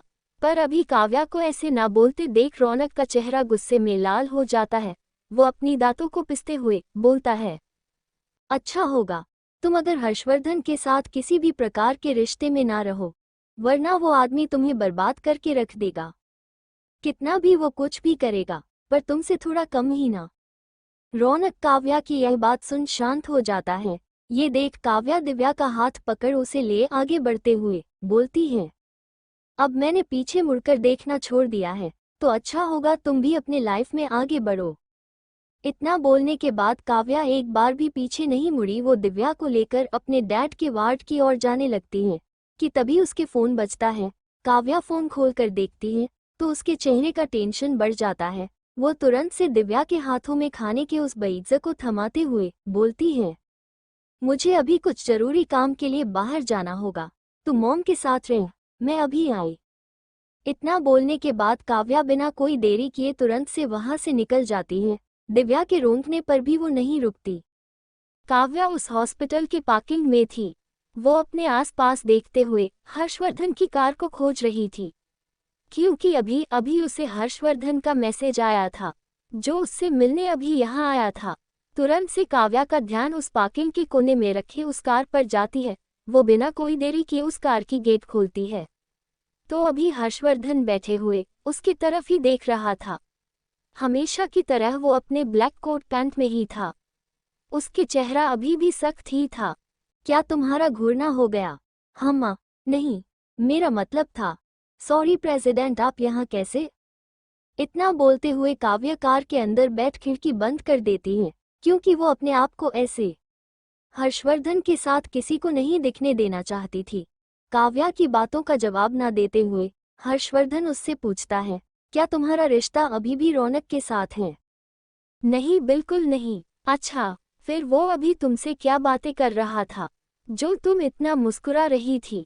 मैं मुस्कुरा रही थी। काव्या हर्षवर्धन की यह बात सुन थोड़ा चौंक जाती है, फिर उसे सब कुछ ध्यान आता है, तो वो हर्षवर्धन को एक्सप्लेन करते हुए बोलती है, मिस्टर प्रेसिडेंट, हंसी भी लोग कितने तरह से हंसते हैं, आपको पता नहीं होगा। मेरे सामने ज्यादा होशियारी नहीं। मैं जानता हूँ तुम दोनों के रिश्ते के बारे में, पर तुम यह बात नहीं भूल सकती कि तुम अब मेरी गर्लफ्रेंड हो। तुम ऐसे किसी भी लड़के के साथ हंसते हुए बातें नहीं कर सकती। हर्षवर्धन की यह बात सुन काव्या को गुस्सा आ जाता है। वो कितना भी इस आदमी को समझाने की कोशिश करे, वो आदमी अपनी ही माला जप रहा है। ये देख काव्या थोड़ा गुस्से में बोलती है, मिस्टर प्रेसिडेंट, मुझे पता है अभी मैं आपके साथ रिश्ते में हूँ, पर क्या आपको नहीं पता कि रौनक ने मेरी खुद की बेस्ट फ्रेंड के साथ मिलकर मुझे चिट किया? क्या ऐसे आदमी के साथ कोई भी लड़की दोबारा रिश्ते में रह सकती है? और अगर आपको फिर भी मुझ पर विश्वास नहीं, तो फिर मैं कुछ नहीं कर सकती। इतना बोलते हुए काव्या उस कार की गेट खोल वहां से जाने की सोचती है, पर वो अभी आगे बढ़ पाती उससे पहले ही हर्षवर्धन उसका हाथ पकड़ खुद के पास खींच उसके लिप्स पर अपने लिप्स रख उसे किस करने लगता है। काव्या हर्षवर्धन को खुद से दूर करने की कोशिश करती है, पर दूसरी तरफ उसकी खुद की बॉडी उसका साथ नहीं दे रही थी। ये देख काव्या अपने आंख बंद कर हर्षवर्धन के उस जिस को एंजॉय करने लगती है। CH18 कहाँ गया हर्षवर्धन? 18 आप सभी में से कितनों का ये बोलना है कि इस स्टोरी के लीड हीरो का नाम ठीक नहीं? क्योंकि मैं ये स्टोरी आप लोगों के लिए ही लिख रहा हूँ, और आपको ही लीड का नाम पसंद नहीं आ रहा, इसीलिए मैं चाहता हूँ आप मुझे कुछ अच्छे नाम सजेस्ट करें, जो मैं हर्षवर्धन राणा ना रखूं। वैसे मुझे लगा विक्रांत शेखावत ठीक होगा, पर आप इसे कुछ बेहतर सजेस्ट कर सकते हैं तो कर सकते हैं। कल से इस स्टोरी के लीड का नाम आप लोगों के अकॉर्डिंग ही होगा, और आप चिंता मत कीजिएगा, मैं पीछे के एपिसोड्स में भी जाकर नाम चेंज कर दूंगा, ताकि आगे कभी किसी को कोई प्रॉब्लम ना हो। काव्या हर्षवर्धन के उस किस में पूरी तरह से खो गई थी। उसका बॉडी खुद हर्षवर्धन के इस किस पर रिएक्ट कर रहा था। वो खुद ही यह बात भूल गई थी कि अभी वो हॉस्पिटल के पार्किंग में एक कार के अंदर ये सब कर रही है। कितने ही मिनटों बाद हर्षवर्धन उसे खुद से अलग करता है। काव्या उससे अलग होने के बाद उसके चेहरे की ओर देखती है, तो उसके आंखों में वो खुद की बॉडी के लिए डिजायर्स देख सकती थी। हर्षवर्धन अभी नशीली आंखें उसके चेहरे पर ही गराए हुए था। उसे ऐसे खुद को देखते देख काव्या का चेहरा, जो कि पहले से ही लाल था, वो और लाल हो जाता है। अगर तुम एक सेकंड और भी मुझे ऐसे ही देखती रही, तो शायद से मैं खुद को कंट्रोल ना कर सकूं। उसके बाद जो होगा उसके बाद शायद तुम आज अपने डैड का सर्जरी ना देख सको। क्या? नहीं। हर्षवर्धन की यह बात सुन काव्या चौंकते हुए उसके तरफ देखती है, तो अभी उसके चेहरे पर डेविल स्माइल था। ऐसा लग रहा था जैसे अभी वो उसका मजाक बना रहा है। ये देख काव्या काफी शर्मिंदा हो गई थी। वो दोबारा हर्षवर्धन की ओर नहीं देख पा रही थी। वो तुरंत से वहां से निकलने की कोशिश करते हुए बोलती है, मिस्टर राणा, मुझे लगता है अब आपको कुछ नहीं जानना, मैं अब जा सकती हूँ। इतना बोलने के बाद काव्या बिना कोई देरी किए कार से बाहर निकल जाती है। कार से बाहर निकलने के बाद काव्या ने मुड़कर एक बार भी पीछे नहीं देखा। वह काफी शर्मिंदा थी, वही उसका चेहरा लाल था। हर्षवर्धन के कार से निकलने के बाद काव्या ने आसपास देखा था, उसे कोई नहीं दिखा था, पर उसके वहां से निकलते ही तुरंत रौनक, जो कि पार्किंग में ही लगे एक कार के पीछे खड़ा था, वो वहां से बाहर निकलते हुए उस कार और अभी काव्या के चेहरे के बारे में सोचे जा रहा था। रौनक उस कार को बहुत अच्छे से पहचानता था। वो कार उसके बॉस हर्षवर्धन का था। उस कार से ऐसे काव्या को चेहरा लाल किए निकलते देख और उसे खुद को ठीक करने की कोशिश करते देख रौनक को काफी गुस्सा आता है। वो गुस्से में उस कार के ऊपर अपने हाथ मारते हुए बोलता है, मैं ऐसा बिल्कुल नहीं होने दूंगा। शाम को काव्या के डैड का सर्जरी बहुत आराम से हो जाता है, क्योंकि उसके सर्जरी में अच्छे डॉक्टर थे, इसलिए उन्हें किसी भी तरह को परेशानी का सामना नहीं करना पड़ा था। अपने डैड के सर्जरी के बाद काव्या 3 दिन का छुट्टी ले उनके साथ ही हॉस्पिटल में रहती है। जिसके बाद काव्या अपना ऑफिस जाना शुरू करती है। वो हर शाम को ऑफिस के बाद अपने डैड से मिलने हॉस्पिटल भी जाया करती थी। करीब 2 सप्ताह बाद काव्या के डैड हॉस्पिटल से डिस्चार्ज हो जाते हैं। काव्या ने कितना कोशिश किया अपनी मॉम को अपने साथ कुछ दिन उनके और दिव्या के साथ उनके घर में रहने के लिए, पर उसकी मॉम ने मना कर दिया क्योंकि उनका बेटा गांव में था। वो उसके लिए ज्यादा परेशान थी। काव्या अपनी मां का प्यार अपने भाई के लिए बहुत अच्छे से जानती थी, इसीलिए उसने ज्यादा रिक्वेस्ट नहीं की।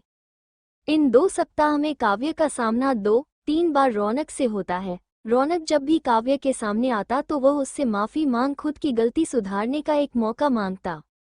काव्या को उसके इस बात पर हंसी आ जाती थी। एक तरफ वो अब अपने घर में मोनिका को रखे हुए था, दूसरी तरफ वह उससे माफी मांग वापस से उसको अपनी जिंदगी में लाना चाहता था। काव्या समझ नहीं पा रही थी कि आखिर रौनक करना क्या चाहता है। आखिर भला कोई इंसान इतना बेवकूफ़ कैसे हो सकता है? या फिर कहीं उसे ऐसा तो नहीं लगता था कि काव्या उसके प्यार में इतनी अंधी थी कि वह 2 नाव पर सवार हुए इंसान के साथ आराम से अपनी जिंदगी जिए। काव्या हर बाहर रौनक को मुंहतोड़ जवाब दे उसके सामने से चली जाती थी। वही काव्य से पार्किंग में उस दिन मिलने के बाद हर्षवर्धन इन 2 सप्ताह में एक बार भी काव्या से मिलने नहीं आया था। काव्या जब भी उसके और अपने पार्किंग में हुई मीटिंग के बाद उस किस के बारे में सोचती उसका चेहरा लाल हो जाता था, उसकी धड़कन तेज हो जाती थी। हालांकि वह जानती थी कि हर्षवर्धन उसके पहुंच से बहुत दूर है, उसके जीवन में पहले से ही कोई लड़की है। ऊपर से उसने उसके साथ सिर्फ अपने फिजिकल नीड को पूरा करने के लिए रिश्ता बनाया है। पर फिर भी जब भी वह हर्षवर्धन और अपने उस किस के बारे में सोचती थी, उसकी हार्ट बीट तेज हो जाती थी। पहले काव्या हर्षवर्धन को खुद से कांटेक्ट ना करता देख पहले 1-2 दिन परेशान रहती है, फिर बाद में काव्या ने अपना जीवन जीना शुरू कर दिया, जो कि उसके लिए बेहतर था। अब उसके डैड की सर्जरी भी हो गई थी और उसकी लाइफ में अभी कोई पंगा नहीं था, इसलिए काव्या अपना डेली रूटीन फॉलो करने लगती है, जिसमें ऑफिस से घर और घर आने के बाद अपने और दिव्या के लिए खाना बना उसे खाना। ऐसा 1 सप्ताह और चलता है। काव्य को ऑफिस में कोई प्रॉब्लम नहीं था। रौनक भी उससे हर रोज नहीं मिलता रहता था, न ही कोई दूसरा एम्प्लॉय उसे तंग करता था। सिर्फ एक की उस कंपनी के branch manager mister Ashok Chadha, जिनकी उम्र करीब 38 से 40 साल के बीच होगी। काव्या ने यह बात बहुत अच्छे से नोटिस किया था कि ब्रांच मैनेजर मिस्टर चड्ढा की नज़रें पहले दिन से उस पर थोड़ी अजीब थी। वह जानबूझकर उसे बार बार अपने केबिन में बुलाते और उससे इधर उधर की बातें करते हुए टाइम पास करते थे। काव्या को ये सब काफी अजीब लगता था। मिस्टर अशोक चड्ढा का खुद के प्रति ऐसा निगाह देख काव्या को कभी कभी तो मन होता था वो उन्हें एक तमाचा जड़ दे, पर वो ऐसा नहीं कर सकती थी। वह ब्रांच मैनेजर था, अगर उसने ऐसा किया तो उसे पता था वह आराम से इस जॉब को खो सकती है, जिसके बाद उसे जो मिलने में काफी दिक्कत आ सकता था। काव्या को उस आदमी की हरकत देख काफी गुस्सा आता था। 38 साल की उम्र में होकर जहां उस आदमी के खुद के 2-3 बच्चे होंगे, वहां वो आदमी काव्य पर ट्राई मारता था। सब कुछ ठीक था, काव्य ने उसे अपने लेवल तक इग्नोर किया, पर उस दिन काव्या अपनी डेस्क पर बैठे हुए अपना काम कर रही थी कि तभी वहां पर अशोक का असिस्टेंट आकर उसे बोलता है कि मिस्टर अशोक ने उसे अभी बुलाया है डिजाइन देखने के लिए। उस असिस्टेंट की बात सुन काव्या अपना सिर हाँ में हिला देती है। वह जानती थी कि उसे फिर से वही सब कुछ झेलना पड़ेगा। हालांकि उसे अशोक चढ़ा के केबिन में जाना पसंद नहीं था, पर जहां आप काम करते हो वहां ऐसे बहुत से लोग मिलते हैं जिन्हें इग्नोर करना पड़ता है। उनमें से एक मिस्टर अशोक थे। ना चाहते हुए भी काव्या अपने डेस्क पर से डिजाइन्स का फाइल उठा मिस्टर अशोक के केबिन के बाहर जा गेट पर नोक करती है। अंदर से मिस्टर अशोक उसे बुलाते हैं। काव्या जैसे ही केबिन के अंदर जा मिस्टर अशोक की ओर देखती है तो उसकी नज़र मिस्टर अशोक की आंखों पर जाती है, जो अभी उसके चेस्ट और बॉडी पर स्कैन कर रहे थे। काव्य को मिस्टर अशोक की हरकतें काफ़ी घिनौनी लगती है, पर फिर भी वो उनको इग्नोर कर वहां से आगे बढ़ उनकी तरफ फाइल बढ़ाते हुए बोलती है, सर यही रहे डिजाइन्स के कुछ सैंपल, बाकी पर अभी मैं काम कर रही हूँ। काव्या ने अपना हाथ बढ़ाया था मिस्टर अशोक को फाइल देने के लिए, पर अचानक से मिस्टर अशोक काव्या का हाथ से फाइल न लेकर उसका हाथ पकड़ते हुए बोलते हैं, क्या तुम इतनी नासमझ हो? तुम्हें मेरी नज़र दिखाई नहीं देती? मैं जानता हूँ तुम बहुत टैलेंटेड हो। तुम्हारे अंदर टैलेंट की कमी नहीं। तुम बहुत आगे भी जा सकती हो। तुम चिंता मत करो, मैं तुम्हें आगे ले जाऊंगा। ये बोलते हुए मिस्टर अशोक काव्य के हाथों को अपने उंगलियों से रगड़ रहे थे। काव्या उनके बात का मतलब बहुत अच्छे से समझ रही थी, पर फिर भी वह उन्हें इग्नोर करने की कोशिश करते हुए बोलती है, थैंक यू सर, मुझे अच्छा लगा कि आपको मेरा काम पसंद आ रहा है। आप चिंता मत कीजिए, मैं आपको कभी भी नाराज नहीं करूंगी। अभी के लिए आप मेरा ये डिज़ाइन देख लीजिए, तभी मुझे आगे के डिजाइन्स के लिए कुछ आइडिया मिलेगा। काव्या की यह बात सुन मिस्टर अशोक को काफी गुस्सा आता है। वह अपनी कुर्सी से उठते हुए गुस्से में काव्या का हाथ खींचते हुए बोलते हैं, क्या तुम्हें सच में समझ नहीं आ रहा मैं तुमसे क्या चाहता हूँ? कहीं ऐसा तो नहीं कि तुम इस ऑफिस में काम ही नहीं करना चाहती? मेरी बात मानो और जैसा मैं बोल रहा हूँ वैसा करो, तभी तुम इस ऑफिस में आगे सही से रह पाओगे। चलो यार, पहले तुम सब नाम सजेस्ट कर दो, मुझे एडिटिंग भी करना पड़ेगा अभी। CH-19, क्या तुम्हें अभी मेरी ज़रूरत नहीं थी? 19। मिस्टर अशोक के ऐसे हाथ खींचने की वजह से काव्या को दर्द होता है, पर वो फिर भी खुद को संभालते हुए बोलती है, मिस्टर अशोक, मुझे जिंदगी में शॉर्टकट लेने की आदत नहीं।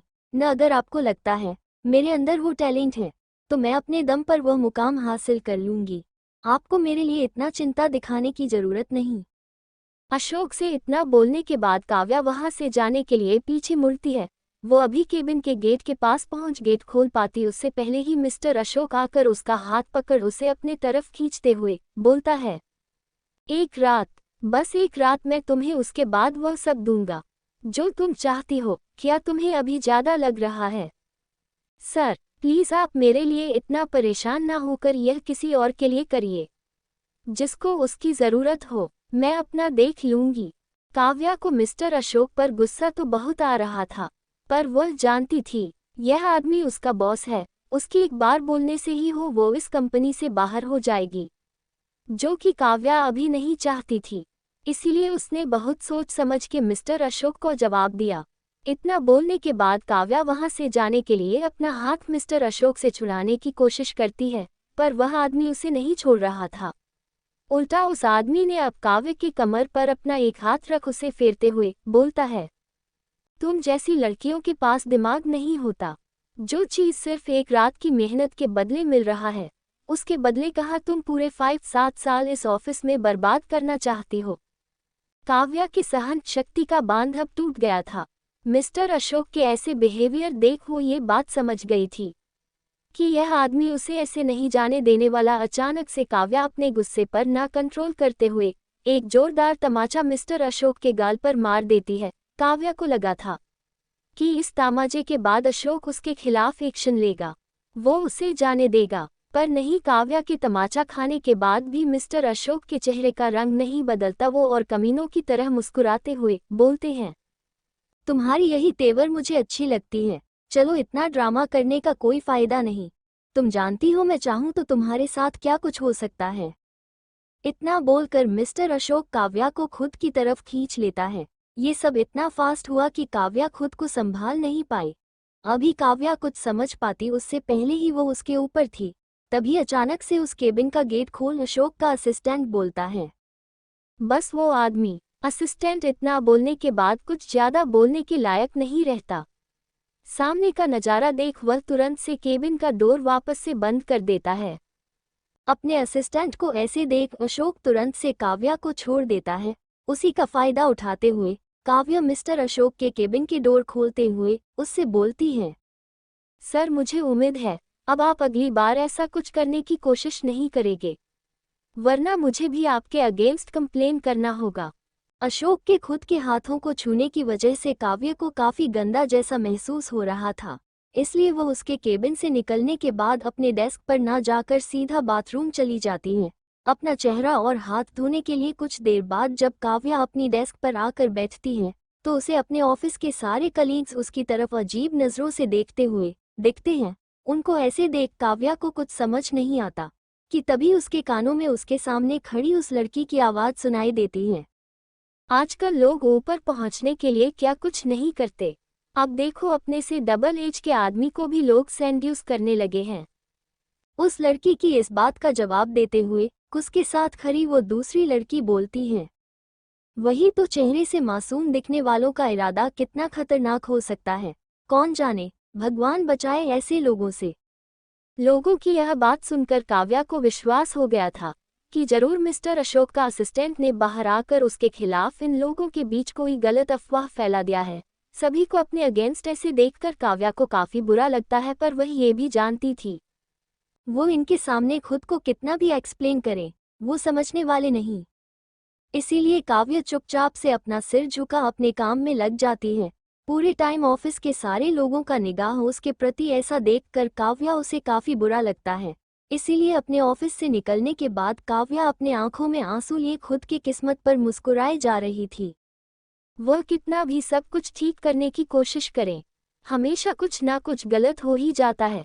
काव्या जा ही रही थी कि तभी अचानक से उसके सामने रौनक आकर खड़ा हो जाता है। रौनक को ऐसे अपने सामने देख काव्या का मूड जो पहले से ही खराब था वह और खराब हो जाता है। वह अभी इस आदमी से बात करने के मूड में बिल्कुल भी नहीं थी। वह ये बहुत अच्छी तरह से जानती थी कि हमेशा की तरह अभी रौनक उससे क्या बोलने वाला है। इसलिए आज काव्या उसके बोलने से पहले ही बोलती है, मुझे पता है तुम मोनिका से प्यार करते हो, पर तुम रहना मेरे साथ हो। मुझे पता है तुम्हें हम दोनों से प्यार है, या फिर मोनिका ने तुम्हें अपनी तरफ आकर्षित किया था, पर मुझे अब तुम में कोई इंटरेस्ट नहीं। तुम मेरे सामने से जा सकते हो। ऐसे हर रोज मेरे सामने बार बार आकर तुम मेरा मूड क्यों खराब करते हो? तुम अपनी लाइफ जियो, मैं अपने लाइफ में खुश हूँ। कैसे खुश हो, इतने अमीर लोगों को सेंड्यूस करके? क्या मतलब? रौनक की यह बात सुन काव्या चौंक जाती है। उसे विश्वास नहीं होता कि रौनक भी ऑफिस के सारे लोगों की तरह उस पर ही शक कर रहा है। डिपार्टमेंट भले अलग था, पर वह एक ही ब्रांच में काम करते थे वह दोनों, इसलिए आज दोपहर में जो अफवाह उसके डिपार्टमेंट में फैला था वह रौनक डिपार्टमेंट तक भी पहुंच ही गया था। इसमें कोई बड़ी बात नहीं थी। काव्या उससे ज्यादा रौनक को खुद के ऊपर शक करते देख हैरान थी। नहीं, तुम गलत समझ रही हो, मेरा मतलब वो नहीं था। मैं तो आज भी तुमसे माफी मांगने ही आया था, पर तुम्हें ऐसा देख वो मेरे मुंह से निकल गया। काव्या को ऐसे गुस्से में देख तुरंत से रौनक खुद को एक्सप्लेन करता है, पर उसकी यह बात सुन काव्या के चेहरे पर मुस्कान आ जाती है। वह खुद के ऊपर हंस रही थी। भला वह इतनी गंदी सोच वाले आदमी के साथ इतने साल तक रह कैसे द गई, जो 5 साल साथ रहने के बाद भी यह समझ नहीं आया कि वो किस कैरेक्टर की लड़की है। सच में वो काफी बेवकूफ थी। काव्या अभी रौनक पर नहीं खुद पर हंस रही थी। वो रौनक के बातों का जवाब देते हुए बोलती है, तुम्हें जो सोचना है, जैसे सोचना है, तुम सोच सकते हो। मुझे उससे कोई फर्क नहीं पड़ता। ऑफिस के बाद सारे लोग भी सोच रहे हैं, वैसे तुम भी सोचो, पर अगली बार मेरे सामने मत आना। इतना बोलकर काव्या वहां से जाने लगती है कि तभी रौनक उसका हाथ पकड़ लेता है। वो काव्या का हाथ पकड़ बोलता है, तुम भला इतना कैसे बदल गई? कल तक तुम मुझसे कितना प्यार करती थी, और आज तुम मेरी बात सुनने के लिए तैयार नहीं। क्या तुम्हें लगता है तुम मेरे साथ ऐसे गलत करके खुद को तकलीफ नहीं दे रही? काव्या रौनक की बात सुन हंसना चाहती थी। रौनक सच में इतना कुछ करने के बाद भी वो उससे अभी भी प्यार करने की बातें हम बोल रहा है। तुम्हें लगता है मेरी बेस्ट फ्रेंड के साथ मेरे ही आंखों के सामने सोने के बाद तुम मेरे सामने खड़े होकर यह सब बोलने का क्वालिफिकेशन रखते हो? अगली बार मेरा हाथ मत पकड़ना, वरना मैं तुम्हारे अगेंस्ट पुलिस कंप्लेंट कर दूंगी। सॉरी। अच्छा सुनो काव्या, अभी शाम का वक्त था। वो दोनों अभी ऑफिस के बाहर थे। काफी लोग वहां से जा चुके थे, बहुत कम ही लोग वहां पर थे।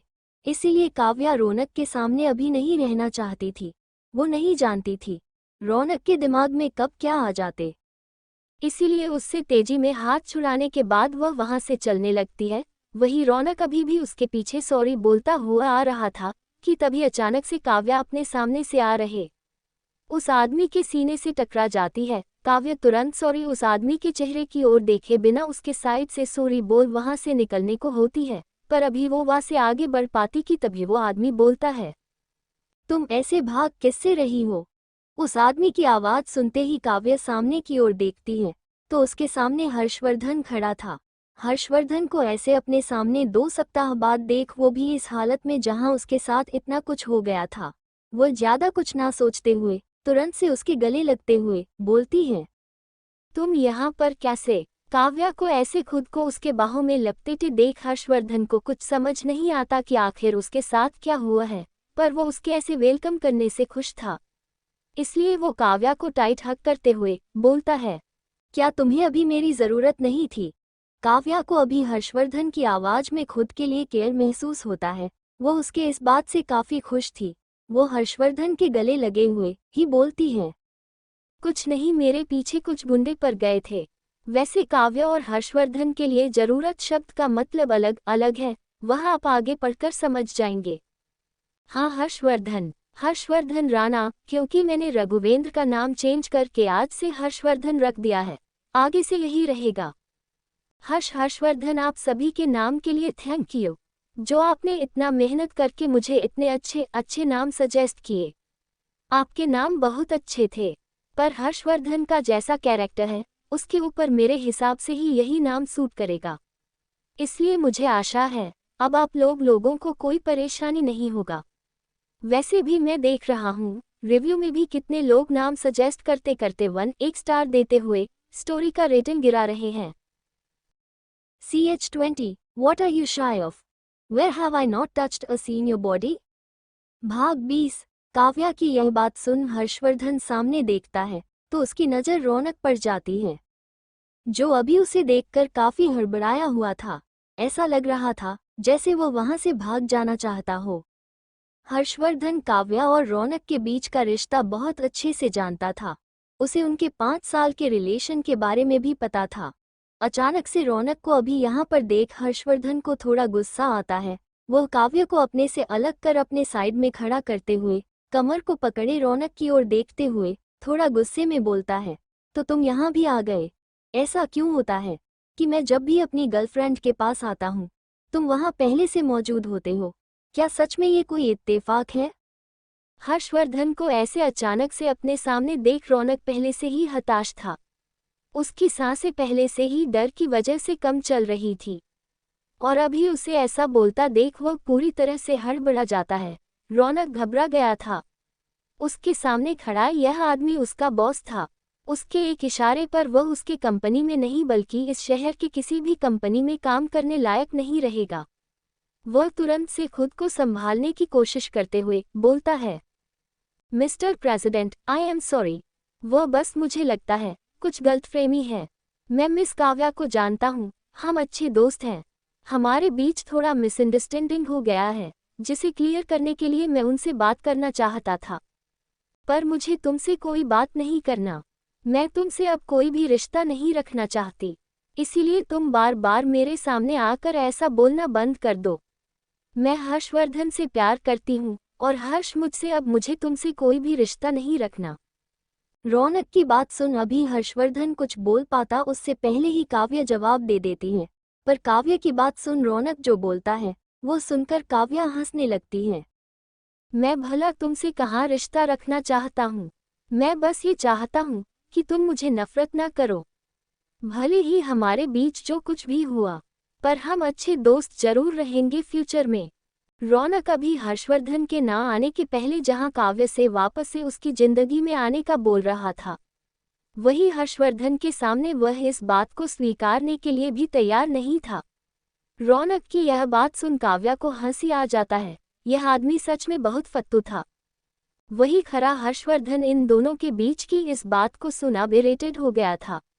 वह रौनक से बोलता है, तो ठीक है, जैसा तुम जानते हो मेरी गर्लफ्रेंड अब तुम्हारे साथ कोई रिश्ता नहीं रखना चाहती, और तुम भी नहीं, तो बेहतर होगा कि अगली बार तुम इसके आसपास ना दिखा। अगर ऐसा नहीं होता तो तुम शायद से मुझे नहीं जानते। रौनक से इतना बोलने के बाद हर्षवर्धन काव्य को पकड़ते हुए वहां से आगे बढ़ता है। तुम कहाँ गए थे?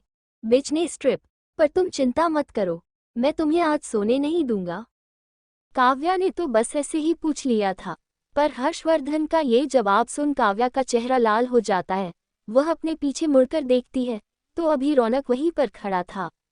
इसका मतलब ये रौनक ने भी सुना था। अभी रौनक की हाथ की मुट्ठी गुस्से में बंधी हुई थी। वही उसका चेहरा काला पड़ा था।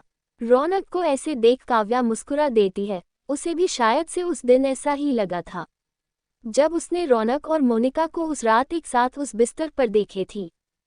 वो दोनों जाकर कार में बैठते हैं। तुरंत से हर्षवर्धन कार को स्टार्ट कर देता है कि तभी काव्या बोलती है, थैंक यू मुझे बचाने के लिए। क्या वो तुम्हें परेशान कर रहा था? हाँ, पर मुझे लगता है अब नहीं करेगा। तुम मुझे दिव्या के घर के पास छोड़ सकते हो। काव्या की यह बात सुन अचानक से हर्षवर्धन कार रोक देता है और बोलता है, क्या तुम्हें मेरी जरूरत नहीं थी?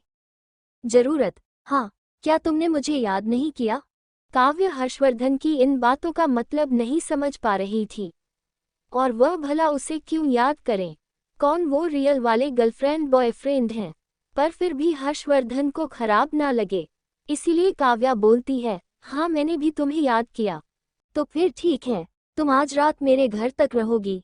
इतना बोलते हुए हर्षवर्धन मुस्कुराकर कार वापस से स्टार्ट कर देता है। काव्या हर्षवर्धन का ये जवाब सुन सोच में पड़ जाती है। तभी उसे हर्षवर्धन के इस याद और जरूरत का मतलब ध्यान आता है। वह हर्षवर्धन की ओर गुस्से में देखती है। क्या इस आदमी को सिर्फ एक ही चीज से मतलब था? ये सच में ये हर वक्त सिर्फ उसी के बारे में सोचते हुए बात करता था? काव्या तुरंत से हर्षवर्धन को रोकने की कोशिश करते हुए बोलती है, नहीं, रुको, मेरा मतलब वो नहीं था। कोई आवाज नहीं। मुझे पता है तुम बहुत एक्साइटेड हो, पर अभी हल्ला नहीं, हम थोड़ी देर में मेरे घर पहुंचने ही वाले हैं। हर्षवर्धन की यह बात सुन काव्या की बोलती बंद हो जाती है। भला वह कब एक्साइटेड हुई? यह आदमी हर बात को अपने सेटिस्फैक्शन से जोड़ता है। अब काव्या आगे से हर्षवर्धन के सामने कुछ बोलने से पहले 100 बार सोचेगी। थोड़ी ही देर बाद वह दोनों हर्षवर्धन के घर पहुंचते हैं। काव्या अपने सामने इतने बड़े बंगले को देखकर चौंक जाती है। इससे पहले उसने इस बंगले के बारे में न्यूज़पेपर में देखे थी और आज उसे सामने से देखने को मिल रहा था। अभी काव्या सामने की ओर देख ही रही थी कि तुरंत से हर्षवर्धन बाहर आ उसे अपनी गोद में उठाते हुए आगे बढ़ता है। हर्षवर्धन को ऐसा करते देख काव्या उसे रोकते हुए बोलती है, अभी तुम्हारे फैमिली वाले होंगे, क्या तुम्हें नहीं लगता हमें ऐसे वहां नहीं जाना चाहिए? काव्या की यह बात सुन हर्षवर्धन तुरंत से जवाब देता है, यहाँ कोई नहीं रहता, अभी हमें में कोई नहीं देखेगा। तुरंत से हर्षवर्धन काव्य के करीब होने का मौका बना लेता है क्योंकि वो पता था ये लकड़ी उसे मौका तो देगी नहीं। हर्षवर्धन जितना बड़ा बिस्ट नॉर्मल टाइम पर लगता था उसका दोगुना वो बिस्तर पर हो जाता था। उसने रात भर काव्य को टॉर्चर किया। वही देर रात काव्या के साथ खेलने के बाद हर्षवर्धन सो जाता है। उसके बिस्तर पर लेटी काव्या को नींद नहीं आ रही थी। वो शायद इस वजह से था कि वो उसके बिस्तर पर पहली बार सोई थी, वो भी उसके साथ। पता नहीं कब पर काव्या की नींद लगता है। इतने देर रात सोने की वजह से काव्या की नींद सुबह थोड़ा लेट से खुलती है। वह जैसे ही अपनी आंखें खोलती है उसकी नज़र हर्षवर्धन के चेहरे पर जाती है जो अभी उसको ही घुरे जा रहा था। हर्षवर्धन को ऐसे देख तुरंत से काव्या वहां से उठते हुए बोलती है, मुझे लगता है अब मुझे जाना चाहिए। पर तुरंत से बिस्तर से उठने के बाद काव्य की नज़र अपने ऊपर जाती है जो कि वो सही हालत में बिल्कुल नहीं थी। खुद की ऐसी हालत देख तुरंत से काव्या उस रूम के चारों तरफ अपने कपड़े को ढूंढती है पर उसे उसका कपड़ा कहीं नहीं दिखता। ये देख वो कल के बारे में सोचती है तो उसे ध्यान आता है उसका कपड़ा हर्षवर्धन ने तो लिविंग रूम में ही उतारा था। इसका मतलब वह वही होगा। अपने कपड़े के बारे में सोचते ही काव्या हर्षवर्धन से धीमी आवाज में बोलती है, मुझे लगता है अभी तुम्हारे घर के सर्वेंट तो आ ही गए होंगे। मेरे कपड़े शायद से नीचे ही है, क्या तुम उन्हें लाकर मुझे दे सकते हो? इतना बोलने के बाद काव्या शर्मिंदा हुए अपना सिर्फ नीचे किए हुए हर्षवर्धन के जवाब का इंतजार करती है पर कुछ सेकंड होने के बाद भी हर्षवर्धन उससे कुछ नहीं बोलता। ये देख काव्या हर्षवर्धन की तरफ देखती है तो वह आदमी अभी अपनी पलकें झपकाए बिना उसके चेस्ट की ओर ही घूरे जा रहा था। हर्षवर्धन को ऐसे खुद के तरफ घूरते देख काव्या का चेहरा लाल हो जाता है। वह तुरंत से खुद को छुपाने की कोशिश करते हुए उस रूम के पर्दे के पीछे खड़ी हो जाती है। काव्या अभी वहां से भागना चाहती थी। हर्षवर्धन को ऐसे निगाहों से उसे देखते देख काव्या को काफी शर्म आ रहा था। भले ही उनके बीच सब कुछ हो गया था पर फिर भी हर्षवर्धन की निगाहें खुद के बॉडी को ऐसे स्कैन करके देख काव्या को काफी शर्म आता है। क्या तुम मुझसे अभी भी शर्माने वाली? जो मुझे तो लगा था अब उसकी जरूरत नहीं, क्योंकि हम दोनों एक हो चुके हैं।